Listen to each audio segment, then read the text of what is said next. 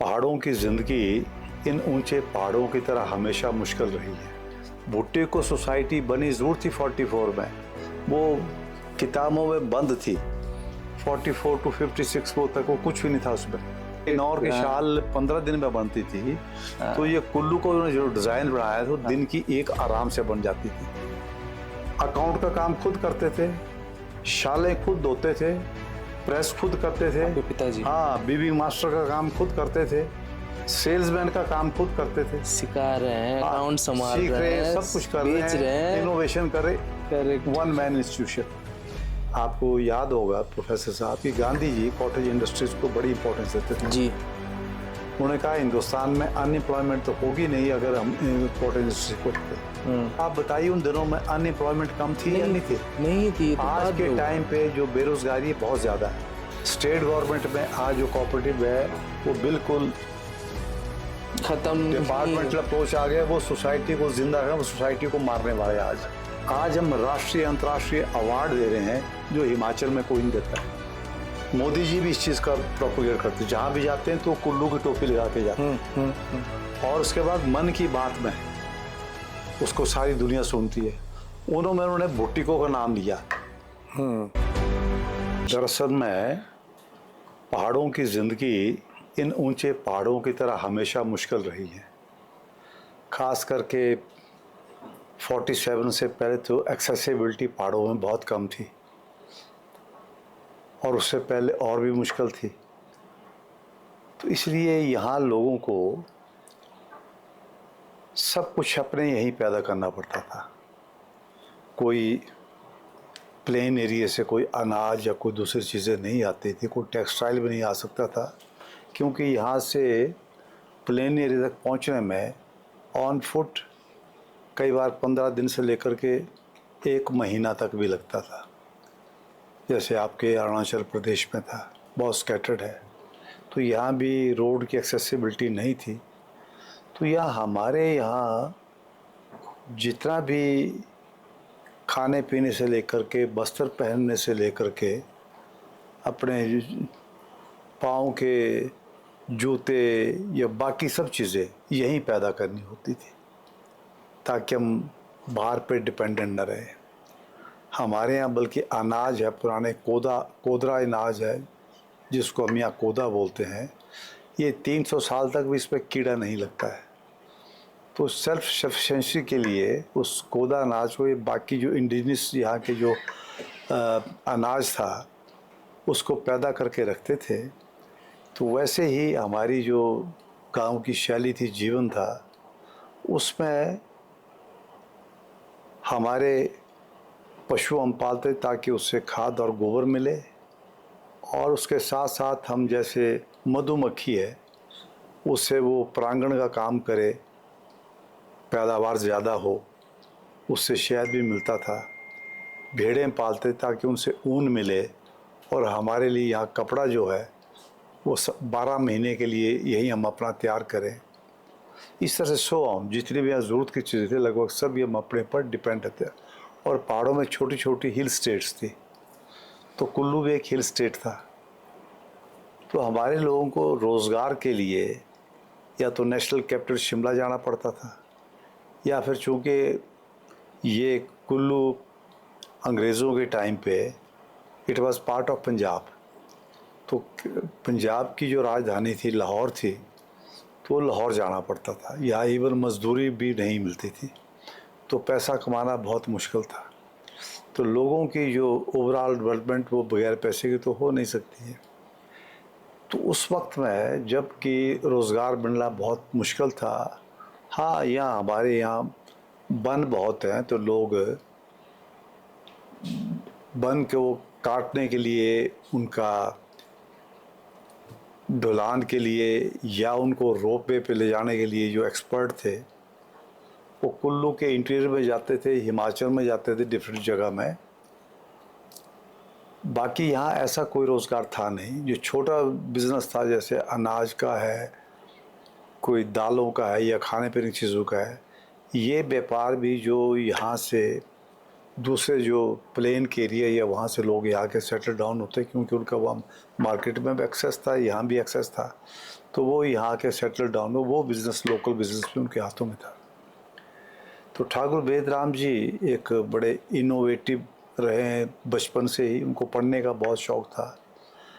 तो हालांकि पिछले टाइम में तो उनके बुज़ुर्ग वेल ऑफ फैमिली से थे, कॉन्ट्रैक्टर्स थे, पर बीच में वो बिज़नेस में घाटा पड़ने की वजह से वो लॉस में आ गए थे और उनका बचपन बहुत गरीबी में बीता है। तो उनके पिताजी एक गुफा में रहते थे, भेड़े चराते थे, एक तरफ खुद रहते थे, एक तरफ भेड़े होती थी। तो उन्होंने चौथी तक पास की, 4th क्लास तक। उसके बाद उनको मेरिट स्कॉलरशिप मिला, उससे वो आगे पढ़ पाए। कौन से साल का बात है ये? Long back, he was born in 1921, 1921 में पैदा हुए हैं। ये कोई 40-41 की बात है। तब देश तब तक आज़ाद हुआ नहीं है, ब्रिटिश नहीं, टाइम देश पे तो आज़ाद 47 में हुआ। तो वो जब उन्होंने देखा कि इसमें उनकी जो उन्होंने शहतीर ढोने का काम भी किया रोज़गार के लिए, दूर जाके यहाँ से कुछ 100 किलोमीटर दूर, क्योंकि उनके फादर की डेथ हो गई थी, घर पे छोटे छोटे भाई थे, बहनें थी, माँ थी। तो लाइवलीहुड के लिए उन्होंने वो 14 साल की उम्र में भी शहतीर ढोए है। वहाँ भी उनको आइडिया आता रहा कि कैसे क्या होना चाहिए। वो 8वीं तक पढ़े हुए थे, 8वीं पास थे और बहुत इंटेलिजेंट स्टूडेंट थे। खेल खिलाड़ी में वो सारे अपने इलाके में माने जाते थे, पढ़ाई में भी फर्स्ट सेकंड आते थे और मेरिट स्कॉलरशिप तो उनको 4th क्लास में मिला ही था। जब वो 8वीं में पढ़े थे उनके फादर की डेथ हुई, तो इसलिए उसके बाद उनकी जो स्टडी है वो उनको रोकनी पड़ी और रोज़गार करना पड़ा। कुल्लू में 1926 में 1926 में अंग्रेज़ों ने यहाँ पर इंडस्ट्रियल ट्रेनिंग स्कूल निकाला था। वो इसलिए निकाला क्योंकि यहाँ कुल्लू में और जो हमारे अपर हिमालयस का एरिया है हिमाचल का, यहाँ बुनना एक part and parcel of living का था। क्योंकि खुद वो कपड़ा, वो ऊन काटनी पड़ती थी, भेड़ें पालनी पड़ती थी, फिर उसका कपड़ा बनाते थे। और ऊन के कपड़े में एक खासियत है कि सर्दियों में गर्म होता है और गर्मियों में ठंडा होता है। जैसे अच्छा। पानी का घड़ा है मिट्टी का, उसमें पानी गर्मियों में ठंडा रहता है और सर्दियों में गर्म होता है, राइट। ऐसे जो ऊन का कपड़ा है, अभी तो एक फीलिंग है थ्रू आउट इंडिया, खास करके आपके हो गया है प्लेन एरिया का जितना भी है, साउथ का है खास करके, वो तो वूल खरीदने से पहले तेरे बोलते तो गर्भ है, गर्भ ये नहीं चाहिए। ऐसा नहीं है। अब तक मेरे भी माइंडसेट में वही था, ऐसा नहीं बट अब है। मेरा चेंज हुआ इससे। ये नहीं, तो जो वूल है ये एक नेचुरल फाइबर है और इस नेचुरल फाइबर में ऐसा है कि अगर आपकी कहीं बैठने से क्रीज वगैरह ख़राब हो जाए तो इसको रात को हैंगर में लटका दो, तो सुबह वो जितने भी वो क्रीज आपकी ख़राब हुई वो सब लेवल में अपने आप आता है। ये प्रॉपर्टी सिर्फ वूल जो नेचुरल फाइबर है उसी में ही है।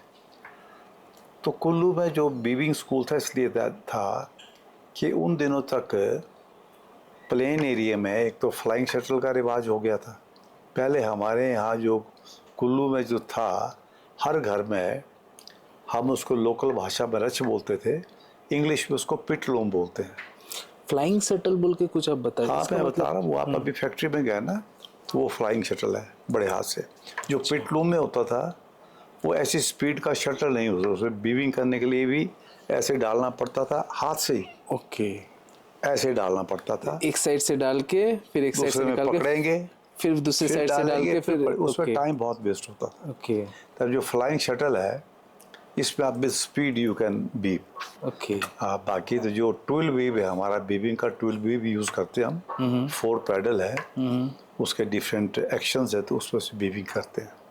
तो कुल्लू इंडस्ट्रियल स्कूल 1926 में निकला था, तो यहाँ से काफ़ी लोग पास आउट हुए और कुछ उन दिनों में और भी इंडस्ट्रियल स्कूल निकले और कुल्लू के जो स्टूडेंट्स थे वहाँ जाके उनको नौकरी भी मिली।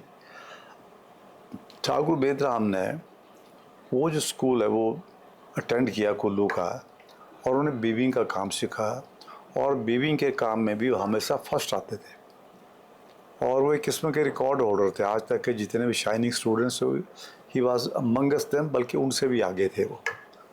तो एक बार उस स्कूल के हेडमास्टर ने ठाकुर वेदराम जी से पूछा कि सबसे पूछा बच्चों से कि आप जो स्टूडेंट्स थे आप क्यों आप बीबी का काम सीख रहे हैं।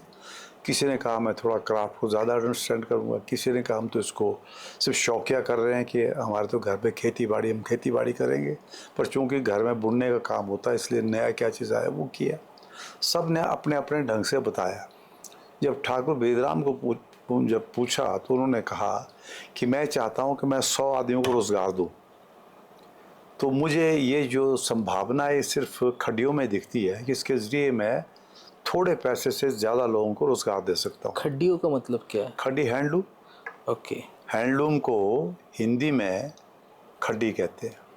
जी। अब तो ये लोकल भाषा में इसको खड्डी कहते हैं, हैंडलूम को जी। इसको खड्डी बोलते हैं। जो आपका बिल्कुल बना हुआ ढांचा जो बना ढांचा जो सेट है हाँ वो बना है, प्लस उसके ऊपर फ्लाइंग शटल है वो चला रहे हैं, तो मैकेनिज्म उसमें वो जोड़ दिया। तो उन्होंने कहा मैं 100 आदमियों को रोज़गार देना चाहता हूँ, मेरा ड्रीम ये है। हेडमास्टर बहुत खुश हुए। फिर उसके बाद मौका ऐसा भी आया कि कोई पंजाब के राय बहादुर थे, वो यहाँ एग्जीक्यूटिव इंजीनियर लगे डिस्ट्रिक्ट कांगड़ा में। Kullu was part of Kangra district. तो हमारा जो एग्जीक्यूटिव इंजीनियर थे वो धर्मशाला में बैठते थे। वो सारा जितना कुल्लू डिस्ट्रिक्ट, लाहौल स्पीति डिस्ट्रिक्ट, आज का part of Hamirpur district, Kangra district, Lahaul Spiti, ये सब एक ही ज़िला था पहले। तो इतने का एक ही एक्शन था क्योंकि वो पूरा का पूरा कांगड़ा डिस्ट्रिक्ट। ओके। तो हम पंजाब के हिस्सा थे पहले 66 तक। अच्छा। It was part of Punjab और स्टेट। उस समय कांगड़ा डिस्ट्रिक्ट जो हुआ करता था इतना बड़ा फैला हुआ था। इतना बड़ा था। अभी भी कांगड़ा डिस्ट्रिक्ट है बट नाउ इट्स स्मॉलर, पर हिमाचल में अभी भी सबसे बड़ा है। बाई पॉपुलेशन सबसे बड़ा। बाई पॉपुलेशन सबसे बड़ा है। तो जो राय बहादुर यहाँ आए, उनके वो एग्जीक्यूटिव इंजीनियर थे, उनके फादर राय बहादुर थे। अंग्रेजों ने उनको खिताब दिया। बहुत बड़े इंडस्ट्रीज थे वो लुधियाना के। उन्होंने देखा कि कुल्लू की जो ट्वीड है लोकल वूल से जो बनती है, ये सारे जो उन दिनों का अरेस्ट वाइल प्रिंसली स्टेट्स थी, इसमें साथ में हमारे मंडी स्टेट थी, इधर ये रामपुर बुशहर स्टेट थी, इधर हमारी चंबा स्टेट पड़ती थी, इधर कांगड़ा स्टेट पड़ती थी। तो इसमें कुल्लू की जो पट्टी है वो लोग सर्दियों में कोट बनाने के लिए या जैकेट्स बनाने के लिए परचेज करते थे। तो पुराने टाइम में भी लोग उतना ज़्यादा तो सेल नहीं होता था, फिर भी एज ए एडवेंचर वो बना करके बाहर सेल करते थे। कोई प्रॉपर बिजनेस नहीं था, स्ट्रक्चर्ड बिजनेस नहीं था, बट जो जैसा हो रहा था चलता था। तो वो यहाँ उन्होंने देखा कि इसकी डिमांड और बढ़ सकती है। तो वो उन्होंने सोचा कि क्यों ना मैं अपना काम तो करूँगा। अपने पेरेंट्स को कहते यहाँ एक हैंडलूम की मैं इंडस्ट्री लगाता हूँ जिसमें कि हम पट्टी बुनने का काम करेंगे। तो वो काम शुरू हुआ। अखाड़ा बाज़ार में जहाँ शोरूम है बुटीकों का, वहीं ऊपर खड्डियाँ थी, कोई 200-250 खड्डियाँ थी। तो वो फिर बीबी मास्टर के तलाश में थे जो सिखाए। हाँ। फिर उन्होंने देखा कि इंडस्ट्रियल स्कूल में गए कि वहाँ से शायद यहाँ से मुझे कोई मिले। हेडमास्टर वही थे, मतलब कि 42-43 में भी। तो वो उनके पास गए तो उन्होंने कहा एक ही है मेरी नज़र में, वो है ठाकुर वेदराम, जो कि बड़ा शाइनिंग स्टूडेंट रहा है इस इंस्टीट्यूट का। तो अगर आप उनको मना सके थे he will be very good weaving master. तो उन्होंने उनको पूछा, तो उन्हीं दिनों में 42-43 में उनको उन्हें रखा। तो सेटल हुआ 25 रुपीज़ पर मंथ। उन दिनों में 25 भी बहुत ज़्यादा होता बहुत था। हुआ करता था। एंड दिस इज 1944 42-3 4 भी हो सकता है। तो फिर यहाँ वो उनका काम शुरू हुआ। तो उनका पे 25 से चलते चलते 46 तक या 7 तक वो 200 हो गया। और 46 में 200 लाइक 200% हाई, 400% हाई। जी। तो उससे भी ज़्यादा है। उससे भी ज़्यादा है अगर उन देखा दिनों जाए। में चांदी का सिक्का 1 रुपए का होता था। आज चांदी का एक सिक्का मेरे ख्याल में 1000 रुपए से कम तो मिलता नहीं है। मिलेगा नहीं तो आज फिर अंदाजा लगा लीजिए आप। एकदम नहीं। मैं उस समय जो हाइक बताया ना, जहाँ 40 रुपया से 200 रुपया। तो उन दिनों में आप चांदी का सिक्का देते थे, तो उन दिनों का 200 रुपए देखिए आज के डेट में क्या होगा। करोड़ों में आएगा। हाँ जी, करोड़ होगा। अगर 200 रुपया लाखों से वैल्यूएशन अगर तो वो देखते उन दिनों में भी इनकम टैक्स पे ही थे। तो फिर ये काम थोड़ा सा ढीला हो गया। उन दिनों में इनकम टैक्स पे ही थे, उस समय वो पे करते थे पे वो 46-7 में इनकम टैक्स पे ही थे वो 46-7 में वो इनकम टैक्स देते थे। और उन दिनों इनकम टैक्स का हेड ऑफिस मुझे लगता है कि अमृतसर होगा या लाहौर होगा। और उन्होंने लाइफ इंश्योरेंस में भी उन दिनों में अपनी करवाई थी long back. Very he was a visionary person, yes, long run में चीजों को देखना। बहुत उनका सोच बहुत थी। उनकी जो सोच थी आप ये समझे कि एटॉमिक एज की सोच थी उनकी।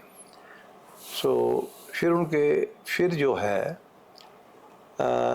वो काम यहाँ कम हो गया पट्टी का, और उनकी भी ट्रांसफ़र हो गई होगी। फिर वो सेल करना चाहते थे फैक्ट्री को। तो उनको लगा ठाकुर वेद राम ने बड़े ईमानदारी से यहाँ काम किया है, किसी और को देने के बजाय इसमें जो जितना खर्चा आया फैक्ट्री पर इसको इनको बेच देते हैं। और वो फैक्ट्री पहला यहीं पर अखाड़ा बाज़ार, ये कुल्लू में ही है। ये ढालपुर है ना एक, अच्छा, वहाँ गवर्नमेंट ऑफिस है जी। पुराना जो बाजार का कुल्लू को अखाड़ा बाजार है, जो रिवर के साथ बाजार है। जी गया जी, मैं पुराना कुल्लू गया हूँ, मैं समझ पा रहा हूँ। पुराना कुल्लू जो नीचे जो हल्का सा, हाँ, दरिया के साथ है, उसको अखाड़ा बाजार बोलते हैं। उससे पहले जो राजा के टाइम पे बाजार था वो सुल्तानपुर था, जो चढ़ाई वाला, हम लोग सुल्तानपुर गए हुए हैं। हाँ। उसके बाद अखाड़ा बाजार आया अंग्रेजों के टाइम पे। और अब आज की डेट में जितने भी डिस्ट्रिक्ट ऑफिस है वो सब ढालपुर कुल्लू। ठीक। तो कुल्लू टाउन के डिफरेंट नेम्स हैं। तो वहाँ उनकी फैक्ट्री थी जी। वो जो पूरी बिल्डिंग है अखाड़ा बाजार में, वो सारी बिल्डिंग उनके पास थी, राय बहादुर के पास। उन्होंने अपनी फैक्ट्री ठाकुर बेदराम जी को कहा, मैं समझता हूँ कि आपको 25,000 रुपये देना ज़्यादा होगा, मैं ये आपको सेल करना चाहता हूँ, you give me the cost price 25,000, मैं ये फैक्ट्री आपको दे दूँगा। जो मुझे बनाने के लिए लगा था वही मुझे दो, मुझे ज़्यादा प्रॉफिट कुछ नहीं। और उन्होंने कहा मुझे मालूम है कि आपके पास एट ए टाइम 25,000 नहीं है, तो आप मुझे इसको 2-3 किस्तों में दीजिए। तो उन्होंने परचेज़ कर लिया। टू बिगिन विद उन्होंने वही फैक्ट्री स्टार्ट की। और फिर उसके बीच में ऐसा था कि यहाँ पंजाब स्टेट मंदिरों में आते थे लोग, ऑफिसर्स थे, कोई हायर ऑफिसर्स होते थे। कुल्लू वैसे भी बहुत फेमस जगह रही है। इंग्लिश ने भी इसके ऊपर बहुत ज़्यादा लिखा है। पहाड़ों में सबसे ज़्यादा ट्रेड में बहुत, हिमाचल में कुल्लू के बारे में लिखा गया है। और ह्यून सांग भी आया था, उन्होंने भी लिखा है यहाँ के बारे में। ट्रेड रूट में आता था, बहुत सारे इंटरसेक्टिंग ट्रेड रूट में था। सिल्वर रूट में आता था जी, ये सिल्वर रूट में आता था। तो चाइना वगैरह सब जगह ये पहुंचता था। सिल्क रूट में आया है, सॉल्ट रूट में आया है। हाँ, ये बहुत सारे रूट्स के इंटरसेक्शन पॉइंट में है। सही बात है। तो वो आए तो उससे पहले उन्होंने किसी से शाल बनाई। कुल्लू में शाल नहीं बनती थी। कुल्लू में बनते था हमारे यहाँ ट्वीड।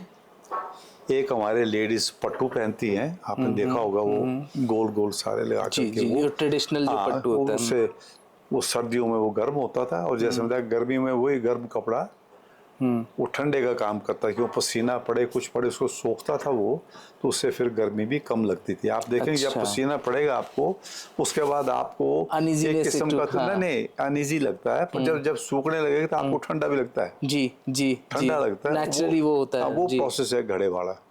हाँ, ठीक है, मट्टी वाला घड़े वाला जो प्रोसेस आपको लगता है ना कि मतलब जैसे आपको गर्म होगा, उसके बाद अगर आप ऊन का कपड़ा पहनते तो उतना ही वो फिर ठंडा भी लगने लगता है, उससे वो होती है। तो वो लेडीज पहनती है उसको। तो हमारे यहाँ कुल्लू की जो पहाड़ों की लाइफ है, जहाँ भी है पहाड़ों की life, right from Kullu to या आपके लेकर के हमारा कल्चर पड़ता है यहाँ तक के, क्या कहते हैं, इवन नेपाल तक पड़ता है। हमारी बोली संस्कृत बेस्ड है, तो बल्कि आपके बंगाली के बहुत लफ्ज़ हमसे मिलते हैं, क्योंकि आपकी संस्कृत बेस्ड है। फंडामेंटल मतलब बेसिक जो है वो लफ्ज़ हमारे आपसे मिलते हैं, नेपाली से मिलते हैं। जैसे नेपाली बोलते हैं रामड़ोछा, हम बोलते हैं रामड़ा सा, हम लोग बोलते हैं क्या मुन अच्छो। हाँ, नेपाल, क्योंकि आपका तो नेपाली लैंग्वेज आपके दार्जिलिंग में है। नॉर्थ बंगाल के साथ नेपाली लैंग्वेज का बहुत सारा है, आपका दार्जिलिंग पूरा है। तो और वैसे बॉर्डर आपका है। एक समय मैं जितना थोड़ा इतिहास से समझाऊं, हिमाचल में भी नेपाल रूलर्स ने एक समय एक पार्ट में राज किया है। राइट। यहाँ कांगड़ा वगैरह सब जगह उनका राज था। हाँ, हाँ, तो इंटरमिक्सिंग ऑफ कल्चर हुआ है। नहीं, वैसे भी वो रामड़ा बोलते हैं, हम भी रामड़ा बोलते हैं जी। क्योंकि संस्कृत वर्ड है। जी। जैसे चूहा है, हम उसको मूसा बोलते हैं, मूषा बोलते हैं। संस्कृत में पानी है, हम हिंदी में बात करें पानी लाओ नहीं बोलेंगे, बोले पानी दे यार। हिंदी में बात करेंगे तब मैं बोलोगे पानी पिलाओ। आप लोग तो ना पानी दो, हम कभी तो पानी बोल देते हैं, पर जी। अमूमन नॉर्मली भी से पानी दो, जी। क्योंकि पानी संस्कृत वर्ड है। जी। हमारे कुल्लू लैंग्वेज में भी पानी को पानी बोलते हैं। तो हमारा जो बेस है वो संस्कृत बेस्ड है, ऋषि मुनियों की धरती है। जी। तो यहाँ ऋषि मुनियों की थी, वो संस्कृत थी। ये संस्कृत का अपभ्रंश इसको बोल सकते हैं। हम हिंदी का अपभ्रंश नहीं, हम संस्कृत का अपभ्रंश है। ठीक। हाँ, बाहर का इलाका गया हमारे कांगड़े का, वहाँ कुछ पंजाबी लैंग्वेज का इन्फ्लुएंस है, जो हरियाणा के साथ उसका हरियाणा का होगा, क्रॉस कल्चर इन्फ्लुएंस जो बाकी होते रहा है। हमारा उत्तराखंड का राइट अप टू नेपाल जो पहाड़ी इलाका था, हमारा कल्चर एक है, आर्किटेक्चर एक है। जो हमारे मकान बनते हैं उसका आर्किटेक्चर सेम है, पंजाब जैसा नहीं, नेपाल वाला। नेपाल वाला। नेपाल वाला, ओके। यहाँ से ओके। नेपाल तक हमारा, और डांस का जो हमारा सिस्टम है वो भी ऑलमोस्ट मिलता जुलता है। जो नाट्य है। हाँ, नाटी है, उसमें थोड़ा फर्क है। हमारे उत्तराखंड में बहुत कम फर्क है। ओके। और जो हमारे ड्रम्स है म्यूजिकल, वो भी सेम है। तकरीबन ऐसे म्यूजिकल ड्रम्स आपको नेपाल में मिलेंगे। और ये तो ये जो पहाड़ी कल्चर है, इट इज ऑलमोस्ट सेम। और बहुत हम इसको देखने, बाहर से हम लोग देखने के लिए माइक्रो में देखते हैं, बट ये बहुत फैला हुआ और एक टाइप का इन्फ्लुएंस रहा है। हाँ हाँ, ये तो हमारे हिस्टोरिकली भी रहा है। हमारे कुल्लू हिस्टोरिकली रिलीजियसली भी रहा है। हमारे कुल्लू के थे मिनिस्टर लेट श्री लालचंद परार्थी, वो मेरे पॉलिटिकल गुरु भी थे। उन्होंने एक कुल्लू पे किताब लिखी है, कुल्लू देश की कहानी। उसमें उन्होंने कहा है महाभारत काल में कांगड़ा को त्रिगत बोलते थे। कांगड़ा तो लड़े कौरवों की तरफ से, कुल्लू को कुलूत बोलते थे, कुलूत स्टेट। ओके। जो कुलूत स्टेट थे, कुलूत लड़े पांडवों की तरफ से। अच्छा। और उन्होंने कुलूत को कहा है, कुलूत जो था कुल्लू से लेकर के गढ़वाल तक जो था, it was a one state, एक स्टेट। और यहाँ का जो राजा था, जो हिडम्बा थी, हिडम्बा का बेटा जो भीम के साथ घटोत्कच हुआ, तो घटोत्कच इसका राजा था। हिडिंबा यहाँ से थी।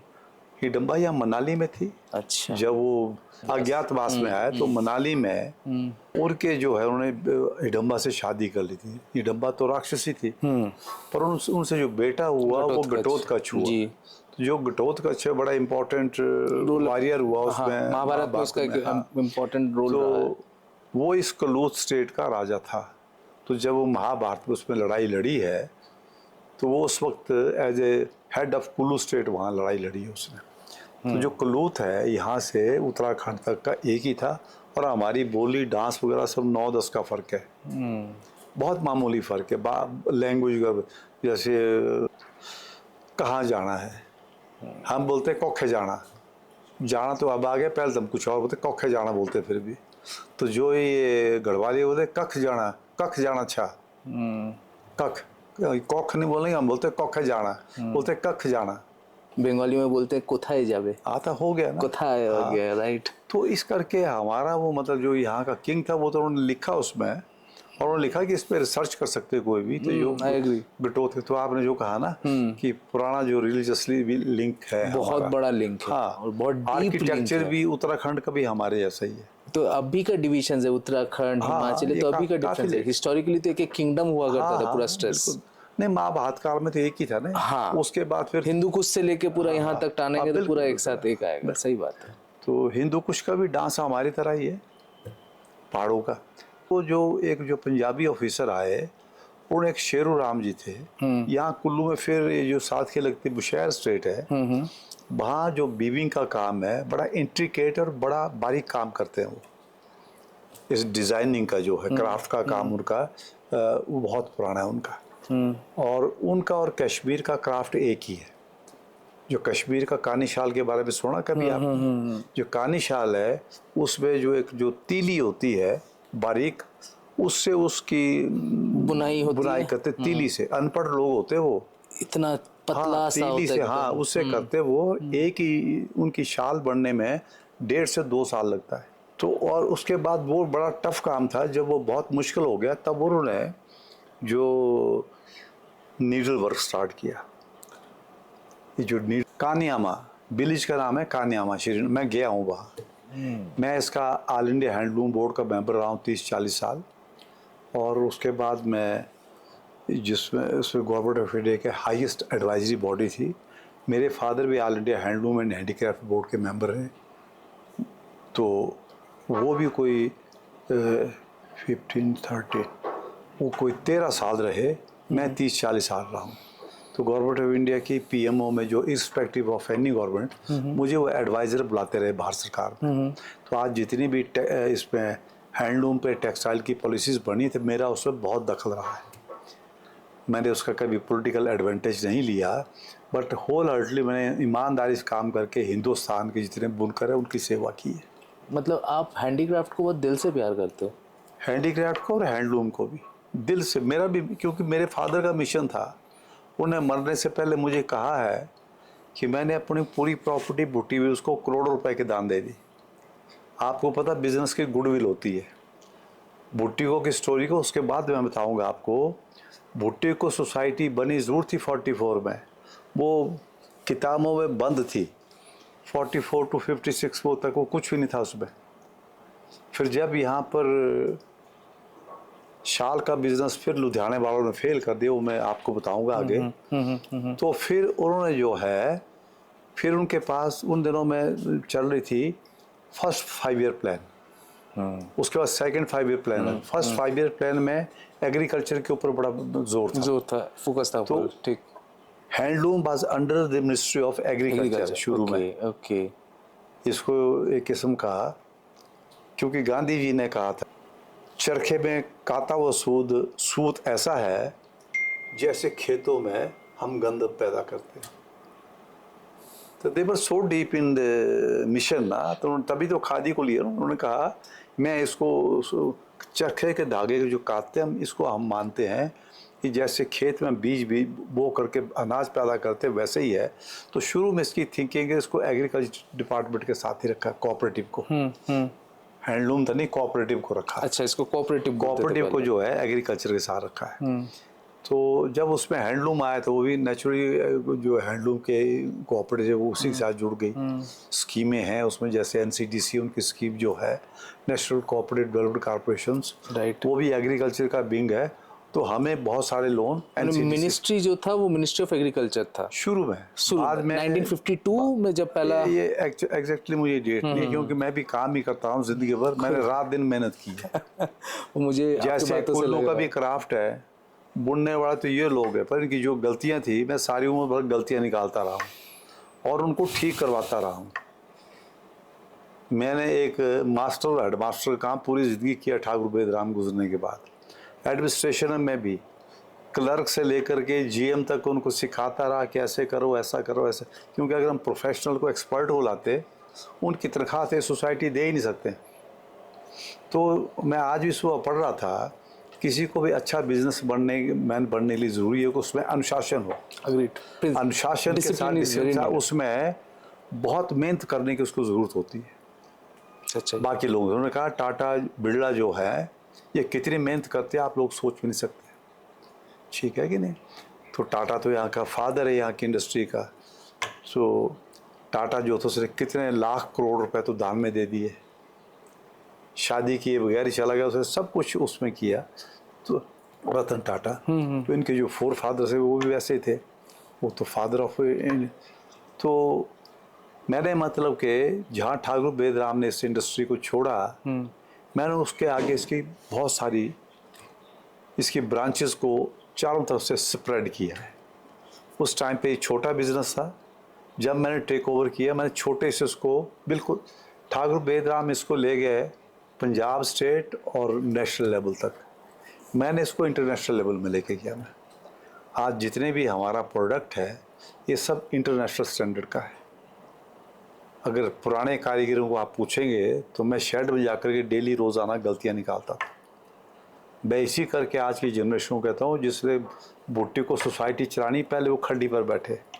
अगर खड्डी पर बैठा तो वहाँ का लीडर या उसका जीएम होना बेईमानी है। क्यों? जब उसको अपने काम के बारे में पता है तो वो क्या करेगा।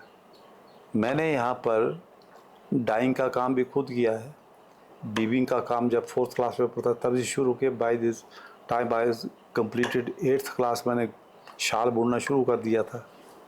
बल्कि 6th में बेबी शाल बुनी मैं जब 6ठी क्लास में पढ़ता था।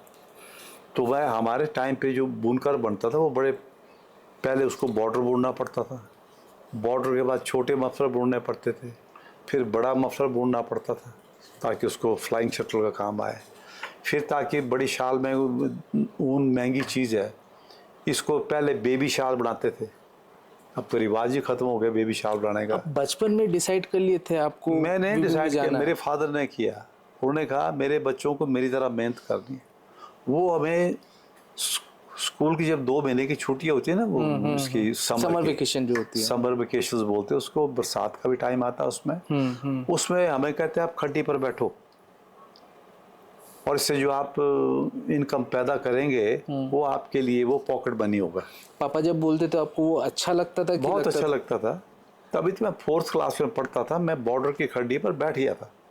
आपको भी कनेक्शन बन गया उससे? हाँ हाँ, तो मेरा भी मिशन हो गया ना मुझे, फिर उन्होंने सौंपा मेरे को मिशन। ये मिशन पापा का मिशन था बोल के मिशन बना कि आपको खुद के दिल से भी वो कनेक्शन फील हुआ कि हाँ मेरा मुझे भी मिशन ये है? उन्हीं से हुआ।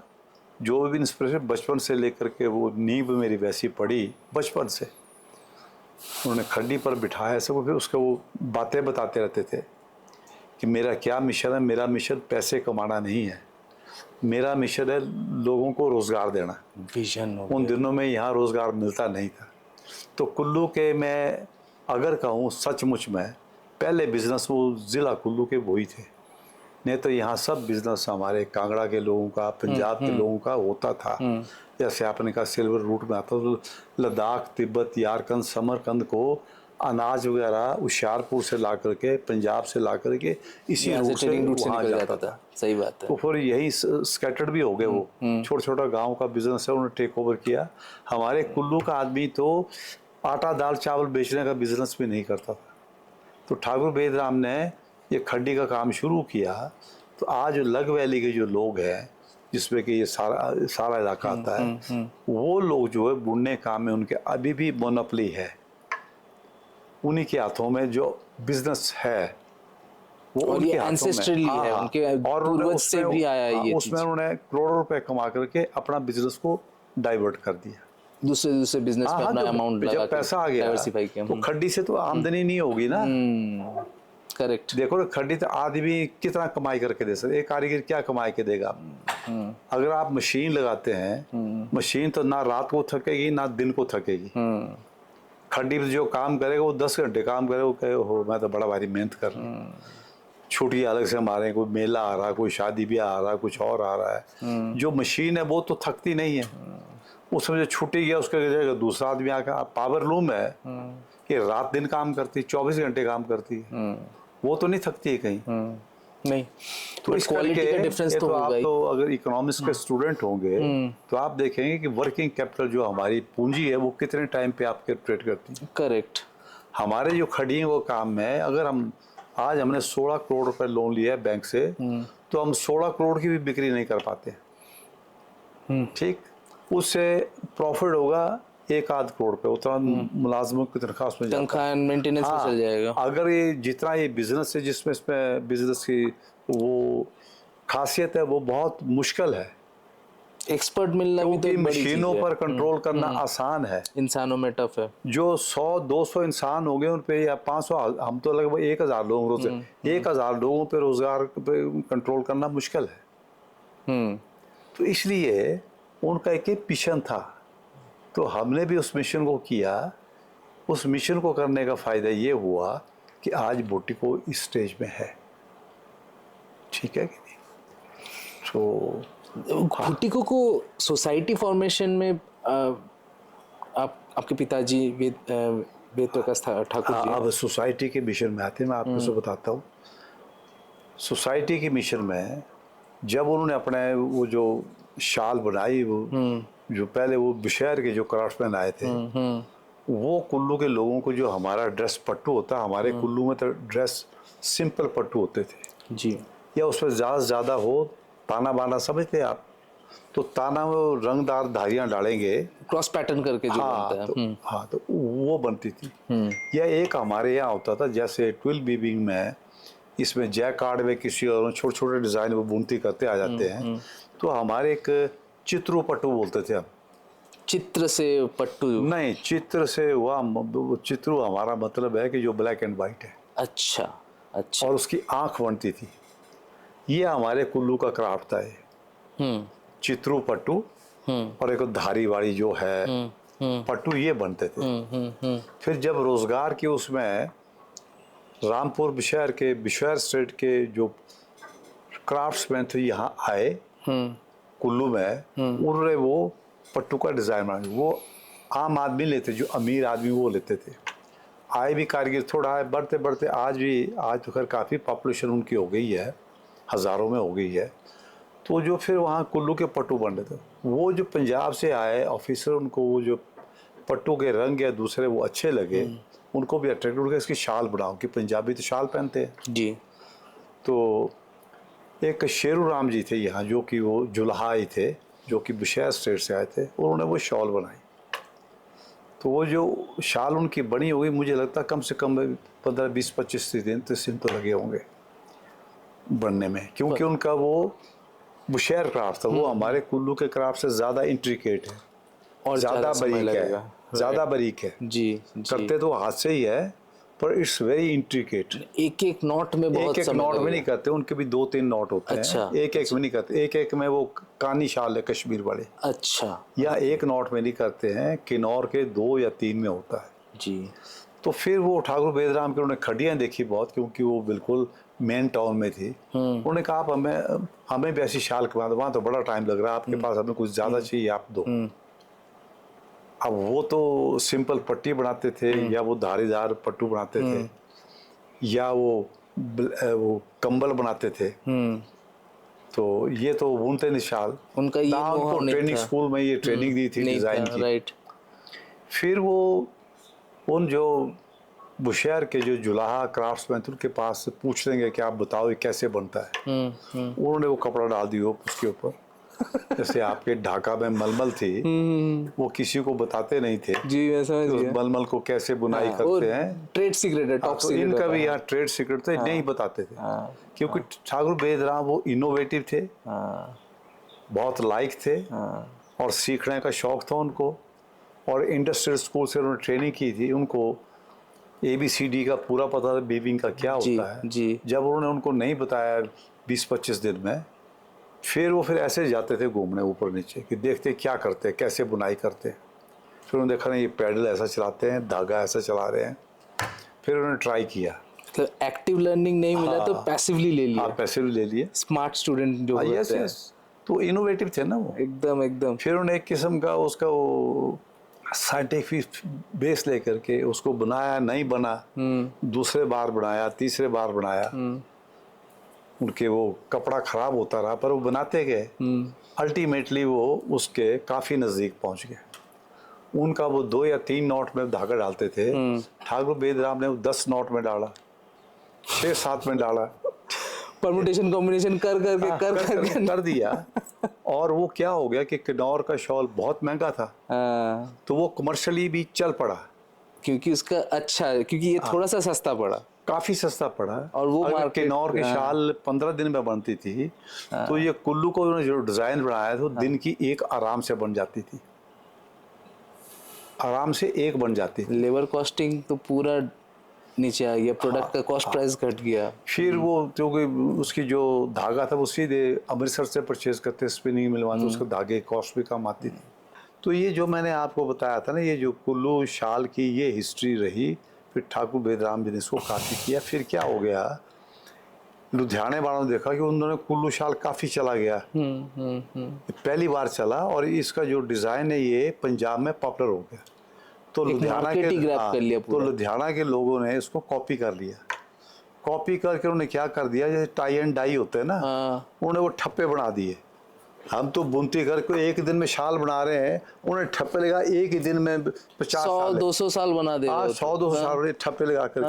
खाली वो प्रिंट दे दे रहे तो हैं। हमारे बेजिस अगर हम सारा साल 25 रुपए में बेच रहे हैं, हमारी बेजिस होती थी 5 रुपए, हाँ। उनका उसमें 4 आने नहीं लगता था। करेक्ट। तो इस शाल को फेल कर दिया। पर ठाकुर बेदराम ने ये काम तब भी नहीं छोड़ा। शाल वाले जो बड़े बड़े जो लाखों पति करोड़ों, उन्होंने छोड़ दिया है काम, और बुनने वालों का रोजगार खत्म हो गया और ये क्राफ्ट खत्म हो गया था।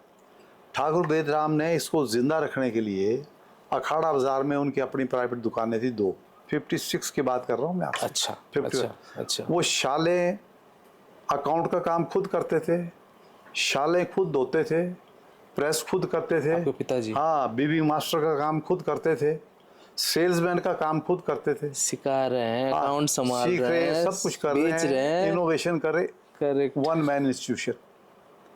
तो वो कर करके उन्होंने शाल को जिंदा रखा। जितना पैसा उनको सेल्समैन को देना था या धोने वाले को देना, वो पैसा बचा करके ग्राहकों को कॉस्ट प्राइस से भी डाउन पे शाल बेची है।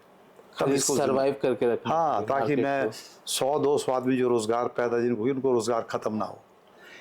मेरे पास वो एग्जांपल्स है ना, इसलिए मैं मिशनरी हूँ आज भी। फिर जो है, जब जो सेकंड 5 ईयर प्लान था उसमें भी हैंडलूम को इंडस्ट्रियल सेक्टर में उसको थी। जो फर्स्ट 5 ईयर प्लान था उसमें भी एग्रीकल्चर के साथ हैंडलूम को भी जोड़ते थे। तो फर्स्ट 5 ईयर प्लान में भी हैंडलूम को काफी वो मतलब कि बढ़ावा मिला, प्रमोशन मिला। जैसे all India handloom and handicraft board बना, हाईएस्ट एडवाइजरी कमेटी, उसमें एक्सपर्ट थे, सारे स्टेट के मिनिस्टर थे, सारे स्टेट के secretaries and some of the director of industries या जो डायरेक्टर ऑफ हैंडलूम्स है वो थे उसमें। जी। तो वो एडवाइस करते गवर्नमेंट को कि बुनकरों के लिए क्या करना है जी, और कैसे ये सर्वाइव कर सकती है, क्योंकि उन दोनों में पॉपुलेशन थी पूरे हिंदुस्तान की, जिसमें पाकिस्तान बांग्लादेश सब मिलता है, 35 करोड़, उसमें 5 करोड़ बुनकर थे जी। तो रोटी रोजी जो थी वो 5 करोड़ आदमी को बुनने से मिलती थी। आपको याद होगा प्रोफेसर साहब कि गांधी जी कॉटेज इंडस्ट्रीज को बड़ी इंपॉर्टेंस देते थे जी। उन्होंने कहा हिंदुस्तान में अनएम्प्लॉयमेंट तो होगी नहीं अगर हम कॉटेज इंडस्ट्री को रखते। आप देखिए ना, एक मोची का काम कर रहा है, जूते गांठ रहा है, एक जो लोहार है वो लोहार का काम कर रहा है, गांव का काम कर रहा है जी। और एक बुनकर का काम कर रहा है, उसको कपड़े का देना है। ऐसे काम बांटे हुए थे सारे में जी। ये तो सिर्फ बीमारी जो जात पात के आ गए ना वो गलत हो गया, वो दिक्कत कर दिया बाद में। नहीं तो आप बताइए उन दिनों में अनएम्प्लॉयमेंट कम थी या नहीं थी? नहीं थी। तो आज के टाइम पे जो बेरोजगारी बहुत ज्यादा है, आज लड़का वो ग्रेजुएट हो जाएगा, एमए हो जाएगा, उसकी आज तनख्वाह जो प्राइवेट सेक्टर में है हमारे यहाँ तो अभी भी 5,000 रुपये महीना पर भी मिल जाते हैं। शहर में, दिल्ली में मैं बता रहा हूँ, दिल्ली एनसीआर में 15, 20, 25 एमबीए करके बंदा उसको 25-30 मिल रहा है। जहाँ खर्चा उसका पढ़ाई पे हो गया कई लाख रुपए, उसके बाद उसको तनख्वाह मिल रही 15,000 रुपये महीने। यहाँ तो माँ बाप ने कुछ खर्चा नहीं किया, वो कमाई कर रहे 30,000 रुपये महीना। ठीक, जब रिटायर होंगे तो ईपीएफ का पैसा उनको लाखों में मिल रहा है। फंडा है ना, आप जो काम कर रहे हो आपको पता ही नहीं उसके साथ कनेक्शन ये क्या है। मैं लाया हूँ जी। भारत सरकार में भी बेसिक तो इसका जाता है श्रेय उसको। वेंकटा स्वामी थे, वो भी जी मजदूर लीडर थे जी। वो जब टेक्सटाइल मिनिस्टर बने, हालांकि पावरलूम लॉबी का बड़ा जोर था पर उन्हें हैंडलूम को दिया, ईपीएफ वो लाए। अच्छा। हाँ, हालांकि वो टेक्सटाइल लॉबी उनकी मुखालफत कर रही थी। जब उनको पता लगा कि मैं भी एक मिशनरी आदमी हूँ तो मुझे मिनिस्टर ने अपने ऑफिस में दिल्ली बुलाया। तो वहाँ मैंने उनको जाकर मैं उनको कहा आपका बहुत धन्यवाद जो ये काम कर रहे हैं आप मजदूरों के लिए ईपीएफ का, ये बहुत अच्छा, आप इसको कीजिए, आप एक मिशनरी हैं, आपका भी मिशन है मजदूरों की सेवा करना, आप इसको करो, चाहे आपके लिए इसको चाहे आपके मिनिस्ट्री से भी हटना पड़े तो हटिए। फिर एक हैंडलूम रिजर्वेशन ऑर्डर आए थे कि जो माल खड्डियों पर बन रहा है वो पावरलूम पे नहीं बनेगा। मैंने तो इवन कम्पीट ना हो एक दूसरे का मार्केट को, मैंने तो बल्कि यहाँ तक लिया, मैं भी उसके स्पेशलाइज्ड कमेटी का मेंबर था। मैंने तो ये इतना किया जो हमारे खड्डी पे मफलर बनता है ये भी पावरलूम पे नहीं बनेगा, ये जो चादर बनती है, प्लेन शाल बनती है हैंडलूम पे, वो भी पावरलूम पे नहीं बनेगा। राइट। और इस पे जो है कई हाई कोर्ट ने स्टे ऑर्डर लिया। फिर हमने सुप्रीम कोर्ट की इनहेरेंट पावर को लेकर के सारे हाई कोर्ट से सब केसेस लेकर के सुप्रीम कोर्ट में लाए। करेक्ट। उसमें सुप्रीम कोर्ट की जजमेंट आई और जो पार्लियामेंट का जो कानून बना था उसको पावर मिली। फिर हुआ, आज भी कानून तो है पर कंट्रोल कोई नहीं कर सकता। जैसे आप जियोग्राफिकल इंडिकेशन की बात कर रहे हैं ना, ये तो हमने किया, हमारी कोशिश है। यहाँ मैंने सब की इसको रमेश जी सीजीएम थे, इनकी तो कोशिश की, हमारे एमडी थे ब्रह्मसूप ठाकुर, उन्होंने बड़ी मेहनत की। रमेश खैर सीजीएम तो नहीं थे, शायद मैनेजर था बहुत उस मेहनत टाइम पे। करना पड़ता है हाँ, जीआई को, पूरा करके हिस्टोरिकल GI एविडेंस को दिखाना किया पड़ता हमने, है। बाकायदा उनका हेडक्वार्टर चेन्नई में, तो चेन्नई से उनको यहाँ बुलाया, उनको 5 स्टार होटल में उनको लंच डिनर दिए, तब जाकर। अब ये ठीक है साइंस एंड टेक्नोलॉजी डिपार्टमेंट में आए, वो इतना खर्चा नहीं कर सकते थे, हमने किया वो सारा। फिर सबसे पहले हिमाचल का कुल्लू शॉल जियोग्राफिकल इंडिकेशंस में आई है। तो देखिए जीआई टैग लगाते हैं, पर आज जो माल मशीनों पे बना है उसमें भी जीआई टैग लग रहा है। वो जो है आज वो सिर्फ एक शो पीस है, वो टैग एक, कोई कंट्रोल नहीं है। मैं सबके लिए थोड़ा सा बता दूं, जीआई टैग जो होता है, जीआई टैग सिर्फ आपके पास भुटिको को मिला है, सिर्फ बड़ी बात है, पूरा Kullu science and technology, geographical location को पूरा जाना जा रहा है, ये particular science and technology department को भी वो एक्शन ले सकते हैं। फिर उसको GMDIC को दिया है, फिर वो ओरिजिनल रखा, उससे मतलब चलते रहा। फिर जो था कोऑपरेटिव का, जो अब इसमें कोऑपरेटिव भी आ गया साहब, जो आप चाहते हैं। उस टाइम पे फर्स्ट 5 ईयर प्लान में और सेकंड 5 ईयर प्लान की जो योजनाएं थी, उसमें हैंडलूम सेक्टर को प्रेफरेंस थी। उन्हीं दिनों में ऑल इंडिया हैंडलूम बोर्ड बने हैं। ये मिनिस्ट्री ऑफ टेक्सटाइल में जो है एक अलग डायरेक्टरेट बना है इसका, हैंडलूम और हैंडीक्राफ्ट का। तो ये सेकंड 5 ईयर प्लान में आ गई। हाँ, पहले जो था अंडर मिनिस्ट्री ऑफ कॉमर्स था ये, अच्छा, तो था। फिर उसके बाद एवोल्यूशन होते फिर मिनिस्ट्री ऑफ टेक्सटाइल अलग बनी, राइट। तो टेक्सटाइल में भी फिर जो है हैंडलूम उसका एक विंग हुआ, उसका सेक्रेटरी इकट्ठा है, बट मिनिस्ट्री एक है, और सब डिवीजन बना जो है हैंडलूम और हैंडीक्राफ्ट के डायरेक्टरेट डिफरेंट है। डेवलपमेंट कमिश्नर हैंडलूम है वो डिफरेंट है, डेवलपमेंट कमिश्नर हैंडीक्राफ्ट अलग है, but they are under secretary textile. ये इसकी फॉर्मेशन है। तो उस टाइम पे पंजाब गवर्नमेंट चाहते थे, कुल्लू के ऊपर उनका खास ध्यान था कि यहाँ के लोगों को रोज़गार कैसे मिले, उनको आगे करना है।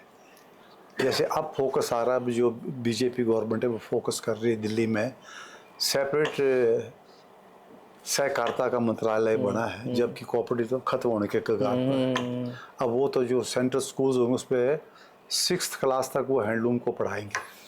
स्टेट गवर्नमेंट में आज जो कोऑपरेटिव है वो बिल्कुल खत्म, डिपार्टमेंटल अप्रोच आ गया, वो सोसाइटी को जिंदा रखना, वो सोसाइटी को मारने वाले आज। उनमें थानेदारी आ गई, वो सब करप्शन जितनी हो रही सोसाइटी में, वो अंदर से अभी खोखला कर दे रहा है तक चीजों को। बुटीव्यूज में मेरी वजह से बचे हुए हैं। उसके बाद इनको अगर जिंदा रहना तो इनको करोड़ों रुपए की रिश्वत देनी पड़ेगी। कितने डिपार्टमेंट है इस पर? Cooperative 1, industry 2, labour department 3, EPF 4, excise and taxation, income tax. एक टाइम था इनकम टैक्स से हमारी सोसाइटी फेल हो रही थी, वहाँ से बचा। एक टाइम था EPF से हम लोग मर रहे थे। अब इतनों को मेंटेन करना इतने है। को मैंने बचाया, इतने मेरे पास तो मतलब मैं क्या कहता हूँ, अभी मुझे I am thankful to mister Ramesh, ये चाहते हैं कि मेरे पर एक वो बुक लिखी जाए।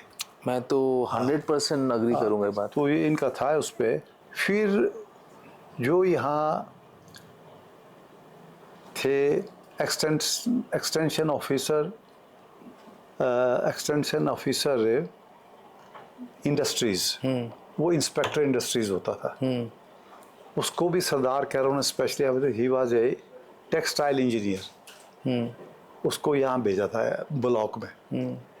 वैसे कोऑपरेटिव में भी वो भी सरदार था, एक और सरदार जी थे, उनको भेजा था as a inspector industrial cooperative. तो वो यहाँ आए, उन दोनों में कोऑपरेटिव सेक्टर में ले जाने के लिए बड़ा प्रेशर था। तो फिर गवर्नमेंट की तरफ से फिर जो इंस्पेक्टर जो है उसको वो भी सरदार कैरों ने खुद कहा था, चीफ मिनिस्टर ने, कि इन लोगों को कोऑपरेटिव लाओ ताकि रोजगार। वो फिर ठाकुर बेदराम जी के पास आया कि देखिए आपका जो मकसद है वो भी लोगों को रोज़गार देना है, भारत सरकार और प्रदेश सरकार का भी ये है कि हम रोज़गार ज़्यादा पैदा करें, बेरोज़गारी पैदा तो। इसलिए जो आप भारत सरकार का और प्रदेश का काम कर, आइए हम मिलजुल के इकट्ठे काम करें, तो आप सोसाइटी बढ़ाइए, हम आपको पैसा देंगे कई जगह से। फिर वो उनसे प्रभावित हुए। फिर ये भुट्टी को जो है इसको बढ़ाने की कोशिश हुई। तो उस वक्त नई सोसाइटी बनानी होती तो उसमें टाइम लगना था और उसमें खर्चा भी पड़ना था। आमदनी तो थी सही कोई बात नहीं। है, सही बात है। हमारे मामा जी थे, वो इंस्पेक्टर इंडस्ट्रियल कोऑपरेटिव थे। उन्होंने 44 में सोसाइटी को रजिस्टर्ड कराया था। इस ऑब्जेक्ट रामनाथ है, तो मतलब कि उनका ऑब्जेक्टिव था मैं रोज़गार यहाँ दूँ। तो लग वैली जो ये पड़ती है कुल्लू से पीछे, बुट्ठी गांव पड़ता है, उसके इर्द गिर्द है। 12 लोग उन्होंने इकट्ठे किए, पढ़े लिखे लोग, कि यहाँ सोसाइटी बनाते हैं। सोसाइटी बनाई, वो पढ़े लिखे लोग भी रोज़गार नहीं दे पाए, सोसाइटी को नहीं चला पाए। तो 44 से 56 तक के सारी सोसाइटी बंद, बक्से में बंद थी। ठीक है, तो उन्होंने कहा कि ऐसी ऐसी सोसाइटी बनी, आप उसको टेक ओवर कर लीजिए, उसकी मेंबरशिप ले लो। वहाँ आपका इतना टाइम जो 4-5 महीने का उसको रजिस्ट्रेशन करने में टाइम लगेगा, क्योंकि बूटी भी इसकी रजिस्ट्रेशन तो by registrar cooperative society Lahore के द्वारा, पंजाब के द्वारा हुई है। इसकी जो 44 में रजिस्ट्रेशन हुई थी वो लाहौर से हुई थी, और जब हम पंजाब में आए तब हमारी चंडीगढ़ होनी थी। और आज जो है मतलब कि आज शिमला से होती है, अब तो पावर डेलीगेट AR को होती है, अब डिस्ट्रिक्ट में यहाँ होती। तो फिर उन्होंने ठाकुर बेदराम कहा आप सोसाइटी में आ जाओ, क्योंकि ठाकुर बेदराम का मिशन था कि मैंने लोगों को रोजगार देना। उन्होंने कहा आप अपनी फैक्ट्री सब दान कर दो सोसाइटी को। उन्होंने सारा अपनी खड्डियाँ भी दान कर दी, अभी तक भी कई खड्डियाँ हैं वो। ओके। क्योंकि हम इस बिज़नेस को भी, जो आपका काम MBA वाले नहीं कर सकते हैं, जो M.Com B.Com वाले नहीं कर सकते जो हैं, डिग्री वाले नहीं कर हाँ सके। नहीं कर सकते हैं। मैंने इसको इतने माइक्रो लेवल पे लाया है कि कम से कम खर्चे में हम ज़्यादा से ज़्यादा करें। जब अभी भी हम क्राइसिस में आए, मैंने एकदम से डिसीजन ले ली कि अब नए मुलाजिम हम रखेंगे नहीं, चाहे मुझे दुकानें बंद करनी पड़ी जाए, पर नए मुलाजिम, क्योंकि हमारी प्रॉफिट ही नहीं है। आज हमने पिछले, जब से ये कोरोना आया है, कम से कम 5-6 दुकानें बंद कर दी है। जो हमारा स्टाफ था वो भी घट गया। आज कितना रह गया? हाँ जी, 109, कितने से घट के रहा? 109। 142 है। हाँ, तो अपने टाइम की बात करें, एक टाइम पे 170 भी थे हम मुलाजिम। मतलब आपको वैसे लोग, स्किल वाले लोग नहीं मिलते हैं कि जो है उनको आज की मेंटेन करना डेट tough में है? जो है, मैं लेटेस्ट पूछे उसको याद रखे, वेरी गुड क्वेश्चन। तो फिर जो है वो कॉर्पोरेट सेक्टर में आए। गुडविल भी उन्होंने, जो उन दिनों में उनका नाम था कुल्लू शाल इंडस्ट्रीज, तब वो कंधे पर रख करके प्रयाग में, कुंभ में, वहाँ सेल करते थे। प्रयागराज का प्रयाग। पंजाब, दिल्ली, नॉर्दर्न इंडिया में जाकर के होलसेलर को बेचते थे, कोई 10 पीस, कोई 15 पीस। खुद जा जाके। हाँ, वो तो 57 में या पंडित नेहरू आए, फिर यह टूरिस्ट का फ्लो शुरू हो गया। अच्छा। कुल्लू की दुकान तो थी लगातार, पर यह सेल नहीं होती थी, बहुत कम होती है, लोकली सेल होती है, जैसे पट्टी हो गया। बाहर के लोग यहाँ नहीं आते थे उससे। हाँ दे। तो जब ये 57 में मारना शुरू हुआ, तो ठाकुर बेदराम की जो दुकानें थी, एक मनाली में थी, वो भी उनके अपने प्राइवेट नाम पे थी, और ये कुल्लू की है। कुल्लू की जो 2 दुकानें हमारे पास आज हमने लेना, तो उसका किराया 1 लाख रुपए भी कम है, जिसका कि हम अभी तक कोई 1000 रुपये महीने का किराया दे रहे, 1000। 1957। जो मनाली की दुकान थी हमारे, बाद में जल गई, उसके बदले में हमारे को लैंड मिली, उसमें बिल्ड आज वो भी करोड़ों रुपए की है। वो भी उनकी पर्सनल थी, वो भी उन्होंने दान कर दी सोसाइटी को। हाँ, पालमपुर में भी लैंड ली थी उन्होंने, अपने पार्टनर के नाम पर ली थी, वो भी सोसाइटी को दे दी। करोड़ों रुपए की जायदाद उन्होंने ऐसे दे दी। जो था सब कुछ निछावर कर दिया सब कुछ सोसाइटी कर में। दिया। खुद वो अपने कमरे में, उनके वो चटाई भी नहीं थी, सीमेंट के ऊपर सोते थे, सीमेंट के ऊपर चारपाई, वो जो होती है वो रस्सियों वाली, समझ गया। उस पर सोते हम थे। लोग बंगाली में मादुर बोलते हैं। हाँ, उसमें सोते थे। चटाई टाइप का होता है। तो इस करके ये जो है, वहाँ से चल के फिर उन्होंने इसको भी एक एक पैसा बचा के, फिर जैसे ये हैंडलूम की हाउसिंग कॉलोनी का है, इससे वहाँ सारा बूटी भी उसका जो बिजनेस था ऑफ द रिकॉर्ड, ये घाटे में था। पर उसको उन्होंने मतलब कि वो, आप ये समझिए कि बैलेंस शीट जगलरी होती है, उसमें अपनी को मेहनत है, जैसे यहाँ से मिट्टी उठाई, यहाँ से सारे से खुद अपने हाथों से, अपने हाथ से बेलचा यूज करके मट्टी। फिर जैसे अपने वो फर्नीचर वगैरह था उनका अपनी दुकान में, बाकी उसको परचेज करके, सोसाइटी ने परचेज करके उस ढंग से उन दिनों का घाटा पूरा किया। बैलेंस और करना पड़ा वो चीज़ों मरते को। दम तक संघर्ष ही करते रहे। उन्होंने मरते दम तक संघर्ष उन्होंने किया, और उसका जो था, और वो आराम से नहीं रहे। आज जितने सब लोग आराम में है ना हमारे, आप समझिए उनका खर्चा महीने का बड़ी मुश्किल। यहाँ से कुल्लू जीप थी, यहाँ जीप से कुल्लू नहीं जाते थे, पैदल जाते थे कि इस पर खर्चा आएगा, इस करके पैदल कुल्लू चले जाए। से कुल्लू 7 किलोमीटर है। और वो बेनिफिट सोसाइटी को मिल रहा है। दिया है सोसाइटी को। तो मेरे यंगर ब्रदर थे, एमडी थे यहाँ के, अभी भी अलाइव है वो, इज़ 75 ईयर्स ओल्ड। उनका यहाँ चंडीगढ़ जाते हुए रास्ते में वो शालों का बिस्तर गिर गया। मैंने जो बंडल होता है हाँ, सालों हाँ, का वो- पूरा, हाँ हाँ हाँ, गाड़ी तो कर नहीं सकते, एक ही नहीं। बंडल में 1000 रुपए की शाल ले आती थी। Right. वो ऊपर रखा और उस होता, समय का बस के 1000 ऊपर में, रुपए का। हाँ, बस के ऊपर रखते थे। अच्छा हाँ, छत के तो ऊपर। हाँ। उनको कोई मेरे ख्याल में वो यहाँ रास्ते में गिर गया। उनको कहीं आगे जहाँ बस खड़ी होती थी, मैं इनको इंस्ट्रक्शन देता था कि जहाँ भी बस खड़ी हो वो ऊपर जाके चेक ऊपर जाके चेक करो कि हमारी शालें हैं या नहीं है। करेक्ट। अब जैसे हमारे सीजीएम साहब यहाँ से दिल्ली तक गए, उन्होंने ध्यान दिया नहीं, कहा गिरा क्या कुछ किया, बात खत्म हो गई। ब्रह्म स्वरूप ने वो जो जब उनका गिरा, उसको चिंता हो गई कि मेरे ब्रदर मुझे डांटेंगे, और वैसे भी वो भी मिशनरी था। वो शायद आउट से या मंडी से वापस आए, पूरा रास्ते रास्ता में चेक चेक किया। कर, बस में आए, बस में चेक करते हुए आए। कि कहाँ गिरा, और कहाँ थैंक गिरा। गॉड कि उनको ये जो आपका भूंतर से कोई 15 किलोमीटर पर उनको बिस्तर मिल गया। रास्ते में पड़ा हुआ। हाँ, क्योंकि वो रात हो गए ना, 3-4 बजे की बस में गए, ठीक। तो जब तक 6-7 बजे तक आए तो उस बिस्तर को किसी ने उठाया नहीं, नहीं। तो हम बच गए। नहीं, इस विषय में हिमाचल एक तरह से मैं शेयर कर रहा था, हिमाचल अब के नहीं लोग। है, अब नहीं है, अब मेरे होता साथ तो नहीं, experience अभी तक भगवान कैसे होता है, आज अच्छा की रहा डेट, अब भी हम हिंदुस्तान से तो अच्छे हैं, हाँ, पंजाब से भी अच्छे बाकी हैं, के पर हाँ। अब दिल्ली दूर नहीं है, अब एक ही जैसा कल्चर, एक ही जैसा आ गया। तो मतलब के यहाँ तो हमने इसको एक एक मोड़ पे बचाया, सोसाइटी को एक एक मोड़ पर। फिर जो है जब वो हुआ, ठाकुर बेदराम ने सब दिया, सोसाइटी घाटे में ही थी। तब को उनकी डेथ हो गई, he was only 50 years old. अच्छा, पर एक वो विजन दे गया हमारे को। उनका 50 इयर्स में आपका उम्र कितना था? मैं 22.5, पर वो बीज डाल गए थे, एक वो विजन दे गए थे, एक इतना बड़ा इंफ्रास्ट्रक्चर खड़ा, इतनी बड़ी हाउसिंग कॉलोनी बना गए थे। उनके समय में जो- ये रेडी हाँ, हो गया ये था। जो शेड है, ये उन दिनों में हैंडलूम की स्कीमें थे ना, उसमें लाए, इसमें भी उन्होंने पैसा बचाया, बचा कर वो सोसाइटी के काम में लगाया। जिसने अपना करोड़ों रुपए का दान कर दिया, उसने जो कुछ बच गया वो भी सोसाइटी में लगा दिया, ताकि सोसाइटी वो जी कामयाब रहे हो। थे सोसाइटी हाँ, को, अंदर से। वो पूरा इंटरनली सोलफुली कनेक्टेड थे। जिसको बोलते हैं तन मन हाँ, धन, एकदम तीनों से। एकदम एकदम और दिमाग से भी। आत्मा से जुड़े हुए थे हाँ पूरा। हाँ, तो मैंने वही तो लिया, वो मूल मंत्रों से लिए, वो आज तक मैं उसको भोगत भी रहा हूँ, सीख भी रहा हूँ, और मुझे उसका फ़ायदा भी बहुत हुआ है।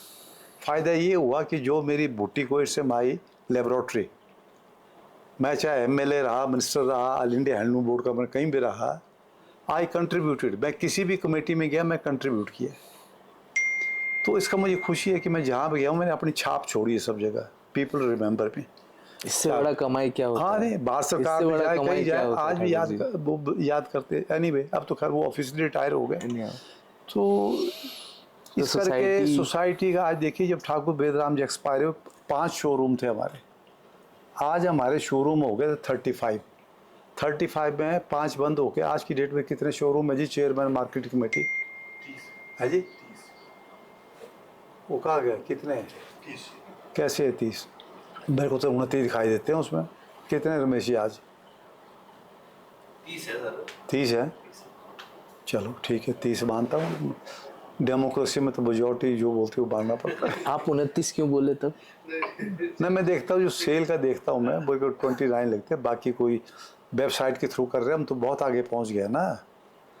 अब तो हमारे थ्रू वेबसाइट भी सेल कर रहे हैं, ऑनलाइन सेल जो हो रहा है, ऑनलाइन सेल हो रही है, उसमें हमने कुछ अपने एसोसिएट भी बढ़ाए, उनको भी कर रहे हैं। राइट। तो किस किस को किया हमने? अमेज़न को किया था, के साथ से गो के साथ गो कॉप के साथ, ऐसे और के साथ भी है। थर्ड पार्टी के थ्रू उसको।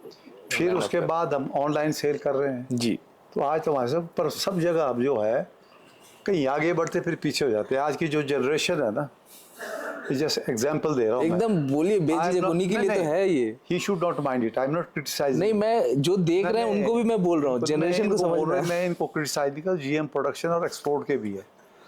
मैंने इनको बोला कि आप भाई, आपकी सेल जो ऑनलाइन कम है। ये कहते नहीं जी ज़्यादा। मैंने कहा 13 लाख कम है।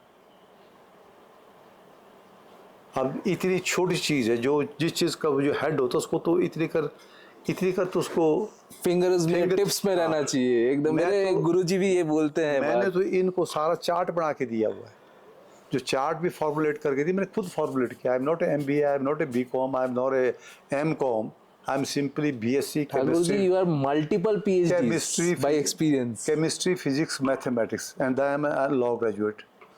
पर सवाल अब ये है कि मैंने इसको प्रैक्टिकल सीखा है। यही main है। कॉमर्स भी, इनकम टैक्स भी, लेबर लॉज भी, सब कुछ मैंने रखा और मैंने पढ़ा। बाद में एडवोकेट्स को मैं खुद एजुकेट करता हूँ, एजुकेट करके फिर जा कर के वकील को आगे बात करता हूँ। अगर मैं उसको गाइड नहीं करूँगा वो नहीं कर सकता। तो इसलिए ये सोसाइटी आज हमारे 30 शोरूम्स है, जो कि 35 तक पहुँच गए थे। बट कोविड के समय शायद हम से देखिए आज की डेट में तो ऑफिस से भी आप लीजिएगा डेटा, ये भी बता देंगे आपको। हमारे production export, he is a quite intelligent young man, ये आपको बता देंगे। फिर हमारे chief adviser, he is also sort of encyclopaedia, और रोज़ जी भी सीख रहे हैं, ये भी कर रहे हैं। तो इसलिए सारा जो है आज हमारे इतना नेटवर्क इसका चला हुआ है। और अभी कोऑपरेटिव में भी NCDC का हमें फर्स्ट प्राइज़ मिला है। इसका भी एक बार कंपटीशन हुआ। NCDC मतलब national cooperative development corporation. Right. उसके बाद जो है मिनिस्ट्री ऑफ टेक्सटाइल की तरफ से हमें गोल्डन अवार्ड मिला है, बहुत बड़ी कंट्री में काम करने का। बड़ी बात है। जब हम पंजाब में थे भी, पंजाब का भी इंडस्ट्री डिपार्टमेंट की तरफ जो मिनिस्टर थे उनकी टेक्सटाइल की, उसकी तरफ से बहुत बड़ी शील्ड मिली है। मुझे ही जो ये PhD चैम्बर ऑफ कॉमर्स है, उन्होंने 100 ईयर पर अवार्ड दिए। क्या अवार्ड है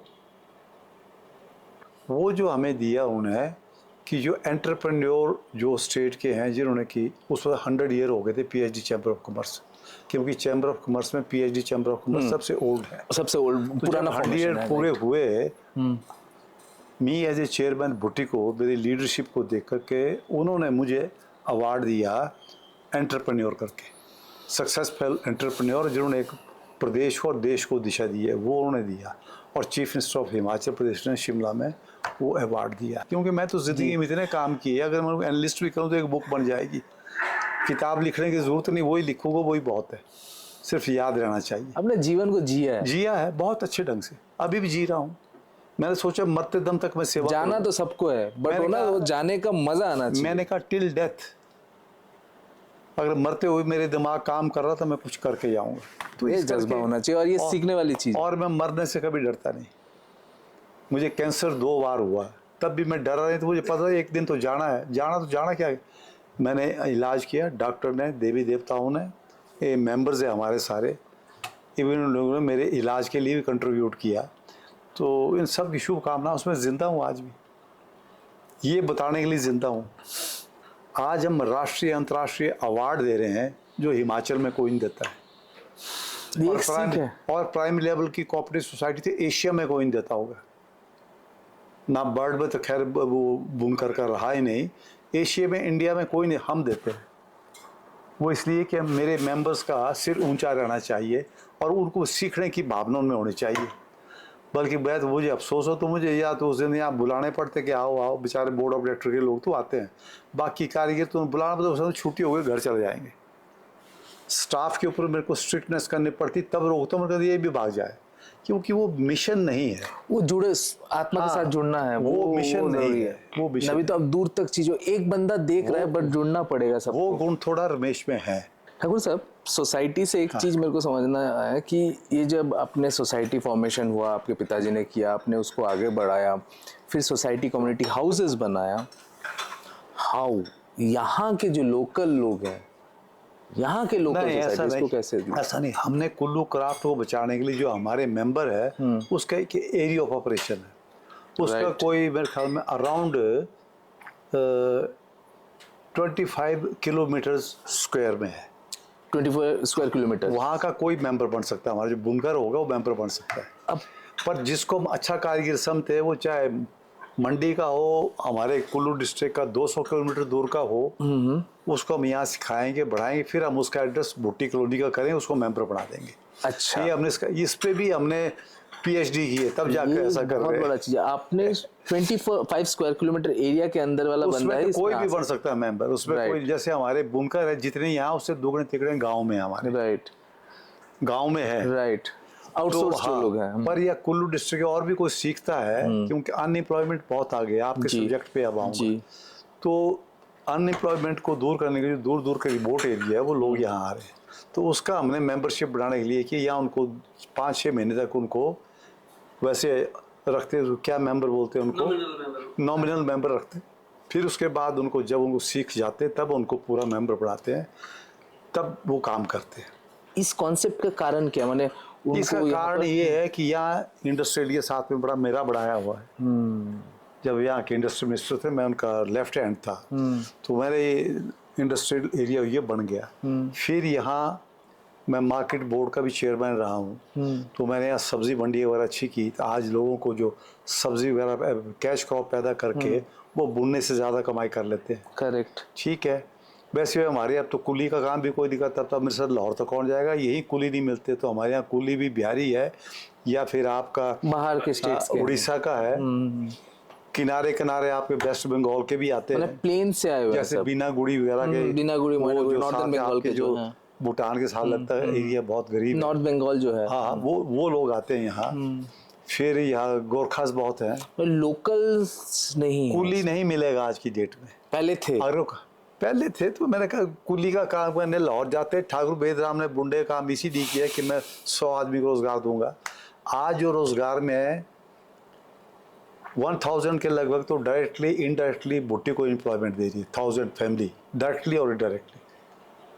डायरेक्टली मीन्स समझ सकते जो हो। धागा कात रहा है वो हमारा बुनकर तो नहीं है, पर उसको भी हम रोजगार दे रहे हैं। जी फिर उसके बाद वो गाड़ी चला रहा है, वो उसको भी हम रोजगार दे रहे हैं। जी, यहाँ 121-22 वो एम्प्लॉयज है, उनको रोजगार दे रहे हैं। और उनकी कमाई से जो काम पल रहा है उनको भी 400-500 कारीगर है, उनको भी रोजगार दे रहे हैं। Right right. ठीक, ऐसे ऐसे करके करके डायरेक्टली तरीके को हम दे रहे हैं। फिर आज कुल्लू ज़िला में भी कम से कम भी जो हो गए बुनने के काम में लोग लगे होंगे, तो मेरे ख्याल में हज़ारों में लगे हैं। कितने हैं कुल्लू में करके, इसमें रोजगार तो बहुत है ना, कम पैसों में। 16 करोड़ की लिमिट में हम 14 करोड़ का बिजनेस कर रहे हैं। उसमें से अब बैंक का ब्याज भी दे रहे हैं, तनख्वाहें भी दे रहे हैं, इन सब की बेसिस भी बढ़ा रहे हैं। तो यहाँ तो अगर कंट्रोल थोड़ा सा भी ढीला होगा, स्कैटर्ड हो जाएगा। जब हमारा जो मेंबर है या बुनकर है या मुलाजम है, वो कर्तव्य के साथ अपनी जो है जिम्मेवारियों को नहीं जोड़ेगा, अधिकारों के साथ कर्तव्य को नहीं जोड़ेगा, ये सोसाइटी फेल हो जाएगी। मेरे बाद की जो लीडरशिप आएगी, अगर वो इस चीज़ को नहीं कर पाएगी, ये इसको ख़त्म होने में 15-20 साल तो लगेंगे, ख़त्म हो जाएगी। मतलब अब अपना खुद गर्जी तो कर सकते हैं, पर आगे की रोटी रोजी सबकी नेक्स्ट जनरेशन तक पास नहीं कर नहीं पाएंगे। जाए। हिमाचल के कानून को, भारत सरकार के कानून को पीछे करके हमने ये किया कि जो मेंबर होगा, क्योंकि मेंबर सोसाइटी, उनको हम रोजगार देंगे। करेक्ट। मेरे पास अगर चीफ मिनिस्टर की भी सिफारिश आएगी कि फलाना भी रोजगार लगाओ, तो नहीं लगाता हूँ। पहले मेंबर चाहे बनो, सोसाइटी फिर तोड़ वहाँ देंगे, से। मुझे मंजूर है। चेयरमैन से हट जाऊंगा मैं, मुझे कोई अफसोस नहीं है, बल्कि मैं उनका धन्यवाद करूंगा जो मेरे को हटाएंगे। सरकार का भी, डिपार्टमेंट का भी, और मेंबर भी चाहेंगे तो मैं उनका भी धन्यवाद करूंगा। इसलिए कि ये काम बहुत मुश्किल है। मैंने अपनी सोसाइटी में सारे हिमाचल प्रदेश में ऐसे होगी जहाँ की कानून के मुताबिक हम काम कर रहे हैं। तो हमने जो एम्प्लॉयमेंट में हम रखते हैं, जो हमारे अपने मेंबर हैं उनमें से बनाए, और इसकी वजह से सक्सेस है हमारे। जो हमारा सेल्समैन है वो बुनना का काम जानता है, जो चीज़ आप Salesman। बताए, हाँ, मतलब हर सेल्समैन को बुनना आता है। आना चाहिए, तकरीबन 99% को आता है। तो मैं ये देश को तो ये मैसेज देना चाहूँगा कि गांधी जी की बातों को याद रखे, कुटीर उद्योग, नेहरू जी की बातों को याद रखिए। आज मोदी जी भी इस चीज़ का प्रोपोगेट करते हैं, जहाँ भी जाते हैं तो कुल्लू की टोपी लगा के जाते हैं। और उसके बाद मन की बात में उसको सारी दुनिया सुनती है। उन्होंने भुट्टिको का नाम लिया। चाहे हिमाचल के भुट्टिको के शॉल और ऊनी कपड़े हो, हमारी कोई नहीं, मैं तो अभी भी हूँ, मरते दम तक रहूँगा। पर वो तो उनका प्राइम मिनिस्टर आज तो बहुत सारे अफसर या कोई ये पॉलिटिशियन। सब बातें पॉलिटिक्स से भी ऊपर है। हाँ हाँ, मैंने Vision का matter है। सहकारिता को पॉलिटिक्स से दूर रखा है। तो इसलिए जो है उन मन की बात में जो है सब कारीगरों को दिखाई दी वो मन की बात है, देखिए सब ने आपने। उसमें प्रधानमंत्री ने कहा कि हिमाचल का भी क्राफ्ट बड़ा वर्ल्ड फेमस है, और उन्होंने कहा जो बुटीकों की शाल जो है आज उनकी जो सारी दुनिया में बिकती है, एक प्राइम मिनिस्टर का नाम बुटीकों का लेना बहुत बड़ी बात है। No देश का doubt. प्रधानमंत्री And बिना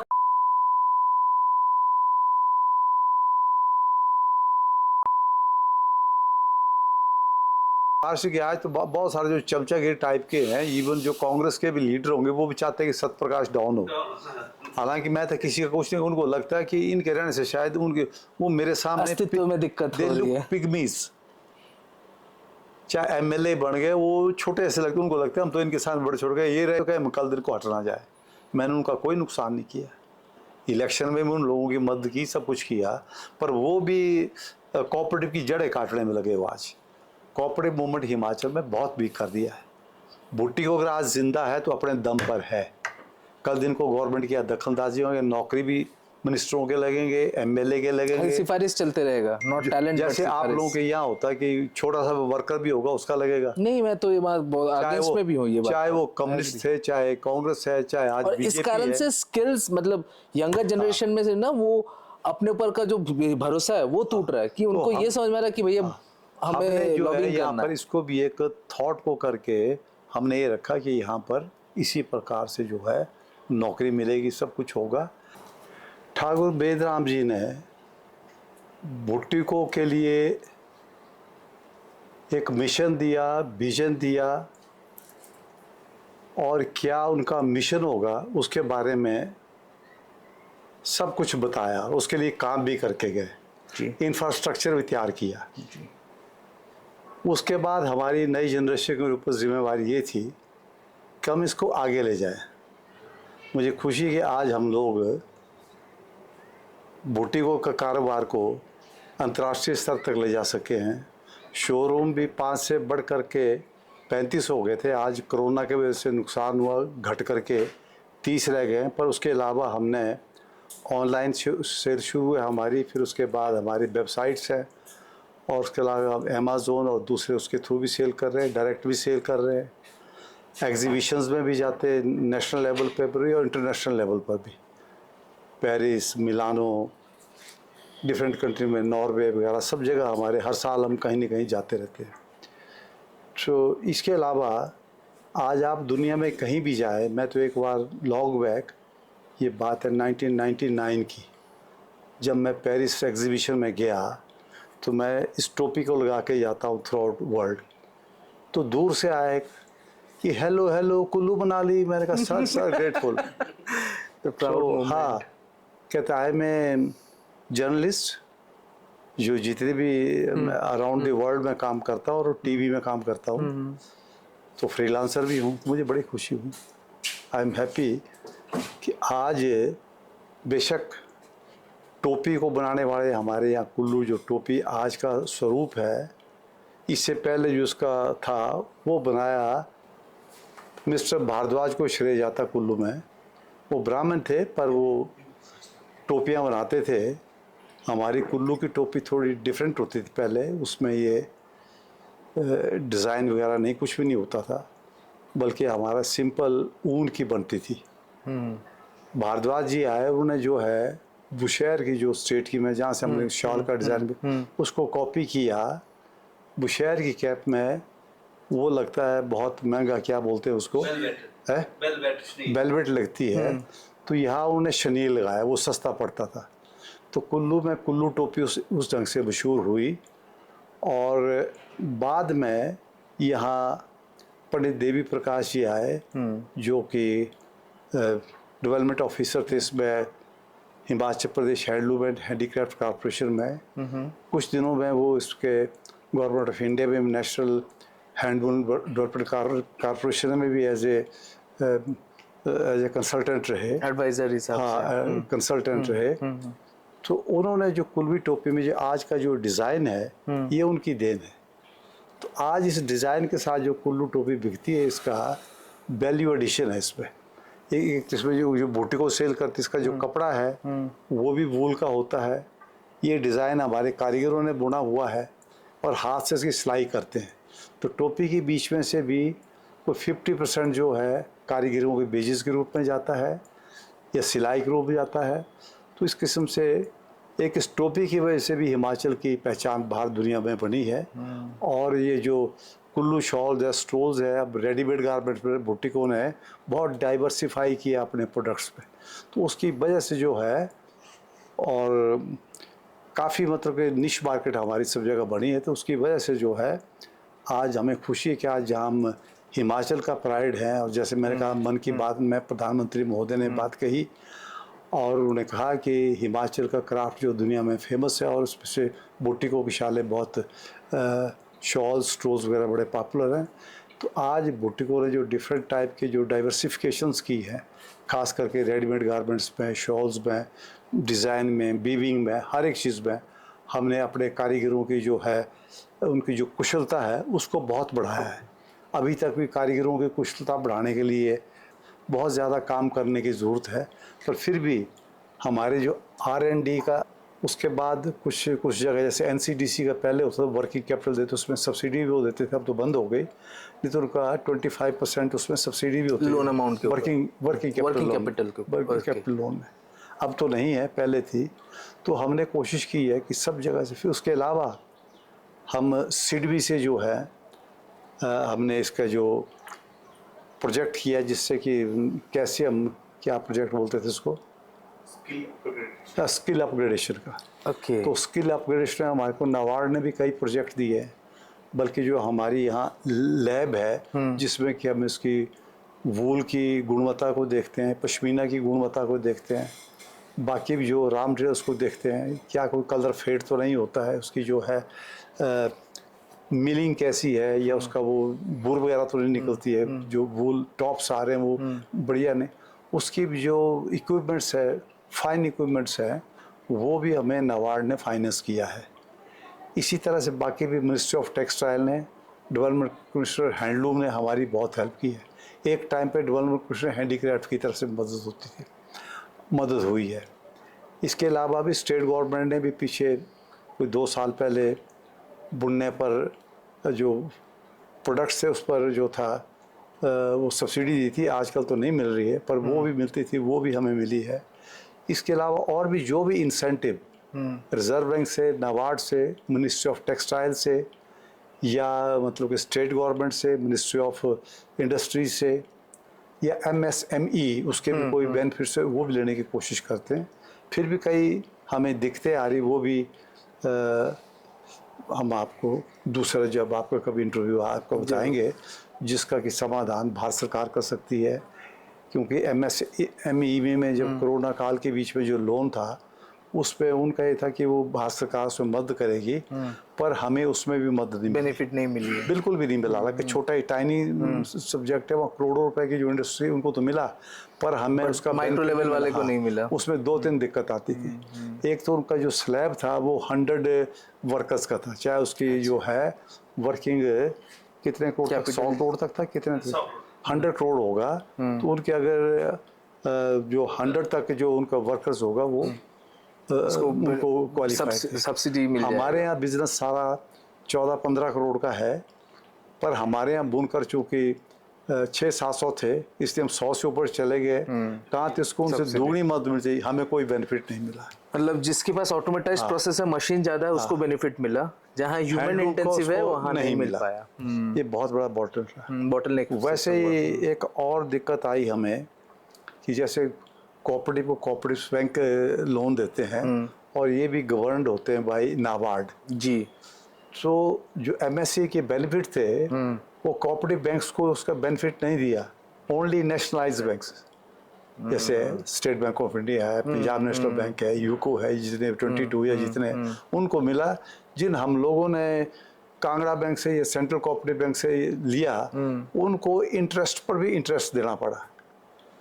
तो एक इंटरेस्ट के ऊपर इंटरेस्ट चढ़ गया, क्योंकि उन्होंने हमारा डेफर किया लोन, उसके ऊपर भी उन्होंने इंटरेस्ट मैंने इंटरेस्ट जो चढ़ा, फिर बाद में वो उसके ऊपर भी इंटरेस्ट और लिया। इंटरेस्ट लग हाँ। गया। तो इस तरह से हम तो बहुत जगह लड़ाई लड़ रहे हैं, बहुत मुश्किलात हैं, पर तब भी हम, जैसे हार्ट अटैक में आदमी को अटैक होता है उसके बाद मुंह का हवा देकर जिंदा, हम हैंडलूम इंडस्ट्री को, कोऑपरेटिव को जिंदा रखने की कोशिश कर रहे हैं। फर्स्ट एड दे दे। हाँ, अब मुझे लगता है कि हम कब तक जिंदा रह पाएंगे मैं कह नहीं सकता, पर सवाल ये है कि बुटीकों को तो हमने किया है कि इसकी इतनी जायदाद खड़ी कर दी है बुटीकों की कि कम से कम 10, 20, 25 साल तो इसको नहीं फ़र्क पड़ेगा। पर अल्टीमेटली तो अगर उसके बाद एटीट्यूड factor- यही रहा भारत सरकार का, प्रदेश सरकार का, आजकल जैसे चला हुआ, तो शायद ये दम तोड़ जाएगा। वैसे जो कोऑपरेटिव डिपार्टमेंट में जो कुछ लोग हैं जो कि जिनका एटीट्यूड, एक उनकी डिपार्टमेंटल अप्रोच आ गई है और वो उसको डिक्टेट करना चाहते हैं, जबकि जो कोऑपरेटिव डिपार्टमेंट बना था ये एक सर्विस डिपार्टमेंट था, ये एक कोऑपरेटिव मूवमेंट का एक बड़ा इंपॉर्टेंट रोल था, ऑटोनॉमी था इसमें, वो हमारे थे independence फ्रेंड था। Philosopher guide. आज वो मास्टर बनते हैं दिक्कत और ना हो। उनकी कंट्रीब्यूशन बहुत कम है। तो ये जो सारी चीज़ें हैं जो देखते आ रहे हैं उस पर हमें काबू करना। अब आप जब किसी को अपने ये ऑर्गेनाइजेशन में, ये सोसाइटी में कोई नया मेंबर को लिए हो, क्या देख के समझ के लिए हो? दूसरा पार्ट ऑफ द क्वेश्चन ये है, आज के डेट में वीविंग में लोग मिलना कितना मुश्किल है और क्या फ्यूचर लग रहा है इसका आपको? देखिए, जब से, क्योंकि Himachal Pradesh now it's a fruit bowl of India और हमने वेजिटेबल में बहुत काम किया है, तो इस तरह से जो हमारे हिमाचल के लोगों की जो इनकम है कैश क्रॉप की वजह से काफ़ी बढ़ गई है। इसलिए मार्केट में, क्योंकि हमने काफ़ी सारी, हमारी जितनी सब्ज़ी मंडी है वो भी काफ़ी मॉडर्नाइज्ड हैं और हमारे यहाँ बाय डायरेक्ट इंडिया के किसी कोने से आ रहा है, ईस्ट, वेस्ट, साउथ, नॉर्थ, सब जगह से, कन्याकुमारी से लेकर के कश्मीर तो नहीं कहूँगा, वो पहाड़ी राज्य है, आपके बंगाल तक, सब जगह तक का आ रहा है, राजस्थान, सब जगह से। तो आज हमारी जो सब्जी मंडी है वो सारी, और वहाँ हमारी जो कैश क्रॉप है वो बिकती है हर किस्म की। जी। तो इसलिए लोगों की आमदनी बहुत बढ़ गई है। उसके मुकाबले में हमारे बुनकरों को लगता है कि आमदनी कम है, हालांकि कैश क्रॉप की आमदनी जो है, ज़्यादा आमदनी तो कुछ लोगों को है, जो मजदूर, मास प्रोडक्शन मजदूरों को तो सिर्फ 3-4 महीने का रोजगार है, सीजनल हो रहा है, जबकि बुनकरों को तो पूरे साल ही चल रहा की है। उस ढंग से तो एवरेज में बुनकरों की ज्यादा है, पर तब भी उनको जो 3-4 महीने की कमाई देख लगता वही है, दिखने लगता बहुत आ गया। उस टाइम पे जो बुनकर है वो भी कई बार उस काम में निकल जाता है। तो इसलिए आज की डेट में बुनकर मिलना मुश्किल हो गया है और ये भी एक किस्म का डाइंग प्रोफेशन बन गया है इसमें स्टेट में। अगर इस पर स्टेट गवर्नमेंट ऑफ इंडिया अगर पूरा ध्यान नहीं देते और रिजर्व बैंक और नाबार्ड कोई अपनी पॉलिसी फॉर्मुलेशन में जब तक कोई सी चेंज नहीं लाती है, इनको बचाना मुश्किल हो जाएगा। पर डिमांड है मार्केट में, बट डिमांड प्रोडक्शन करने वाले लोग तब होगी जब वो मार्केट से सस्ता होगा, क्योंकि जैसे हमारी मेन कंपटीटर आज है पावर लूम और कंप्यूटराइज फ्रूजर मशीन। जो कंप्यूटराइज फ्रूजर मशीन है वो किन्नौर के जो इंट्रिकल डिज़ाइन है वो भी बुनती है, वो वहाँ उतना परफेक्शन के साथ वो 4 घंटे में बुन देगी, जबकि हमारा कारीगर 15 दिन लगाएगा। इतनी परफेक्शन तो नहीं है, पर फर्क 90-100 का है। पर जो कस्टमर है, जो उसने कंप्यूटराइज्ड मशीन पे जो बना, वो हमारे प्राइस पे सेल करता है, उसका प्रॉफिट ऑफ मार्जिन है ज़्यादा हो जाएगा, बहुत ज़्यादा 1000%, बहुत ज़्यादा रहेगा, जबकि हमारा मार्जिन है 10, 15, 20%। ठीक, तो इस तरह से आज हमें किल करने के लिए कंप्यूटराइज फ्रूजर मशीन भी है, पावर लूम भी है। जब ऑल इंडिया हैंडलूम बोर्ड का मेंबर था, एज एक्सपर्ट भी जो उनकी स्पेशलाइज्ड कमेटी बनी थी एक, उसका मैं मेंबर था। उसमें उस वक्त जो कानून लागू हुआ था, आज उसमें बहुत ज़्यादा इन्फिल्ट्रेशन हो गई है, बड़ी भारी अमेंडमेंट्स आ गई है और जो हैंडलूम का जो इंटरेस्ट है उसमें वाच नहीं हुआ, उसको भी करने की ज़रूरत है। और जैसे जो एडवाइजरी बोर्ड पहले बने थे, आज भी उन एडवाइजरी बोर्ड को बढ़ाने की ज़रूरत है, आज ख़त्म कर दिए है सारे। तो इसलिए जो हमारे बुनकरों की या बुनकरों के लीडरों की जो आवाज़ है, ना तो प्रदेश सरकार को पहुंचती है ना भारत सरकार को पहुंचती है। अब नकार खाने में क्या बोलते, तूती में क्या आवाज़ बोलते वो, नकार खाने में तूती की आवाज़। ओके, सुनने वाले बहुत कम रह गए आज की डेट में। सबको अपना पर्सनल पर्पस से मतलब हाँ, है। जो सिर्फ जो एलीट हैं या जिनको मालूम है वो बड़ी कम संख्या में, वो तो क्राफ्ट की अप्रिसिएशन करते हैं, वो तो परचेज करेंगे, हैंडलूम की भी करेंगे। कुछ हैंडलूम के लवर्स है पसंद करेंगे, क्योंकि हैंडलूम जो है it is a natural process, right. क्योंकि इसमें जो बीविंग भी होती है वो स्लो है, जी। चाहे फ्लाइंग शटर तो भी स्लो है और मैकेनाइज्ड कम है। जबकि जो पावरलूम आपकी जो उसका शटर चलता है बहुत तेजी से चलता है और मैकेनाइज्ड बहुत है, जी। वहाँ फ्रिक्शन ज़्यादा होने से वूल की जो नेचुरल प्रॉपर्टी वो खत्म हो जाती है। राइट। हैंडलूम में प्रॉपर्टी खत्म नहीं होती है, बल्कि भुट्टी को तो उसके आगे भी हमारे जितने भी शॉल्स है उनकी ड्राई क्लीन वगैरह हम कोशिश करते हैं कि एजो फ्री जो उसमें यूज़ करें डाइज के लिए, और जो हम लेते हैं, और उसके बाद जो सॉल्वेंट भी लगाएं वो भी ऐसे लगाएं जो कि इको फ्रेंडली हो। प्लस जो हम इनका आयरनिंग भी करते हैं वो हम उसकी स्टीम प्रेस से करते हैं। वो कोई इलेक्ट्रिकल आयरनिंग से नहीं करते, क्योंकि उसमें भी जल जाता वो। पूरा नेचुरल क्वालिटी को आप कैरेक्टरिस्टिक्स को मेंटेन करके, और वो तो प्रोसेस टाइम लेगा। तो ये हमको उससे तो इस करके हम तो यहाँ बुट्टी को हमने तो हर उसका जो बिंग है उसमें कोशिश की है कि हम उसकी PhD करें, और कुछ चीज़ों में हमने की भी है, कुछ के लिए हम लगातार कंटिन्यूस प्रोसेस में सिखा रहे हैं। ठाकुर जी, कोई भी इंसान को जो जहाँ से शुरुआत, कोई भी इंसान को जब आप अपने ऑर्गेनाइजेशन में या अपने परिवार में जोड़ते हो, उस इंसान में क्या देखते हो, क्या क्वालिटीज देखते हो? आज की डेट में तो हम सिर्फ देखते हैं उसको बुनना आता है या नहीं आता है। वो भी कैसे आप ट्रायल लेते हो? बुनना नहीं देखते हम, या जिसमें हम देखते हैं पोटेंशियल है कि बुनने का काम सीख सकते हैं। वो कैसे समझ में आता है आपको? उसके जो जब थोड़ा बहुत बीब करता है, थोड़ा बहुत तो आता है ना उसको।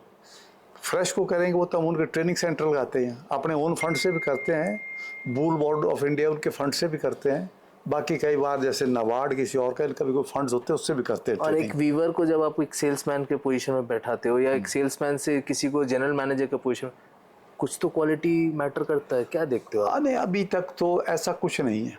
अभी तक तो हम उनकी सबसे बड़ी सिंसियरिटी, लॉयल्टी और उनकी ईमानदारी और उनका बिज़नेस के प्रति सारा, तो बाकी हम उनको ऐसा एजुकेट करने की कोशिश करते हैं कि वो उनमें वो क्वालिटीज़ आ जाएं।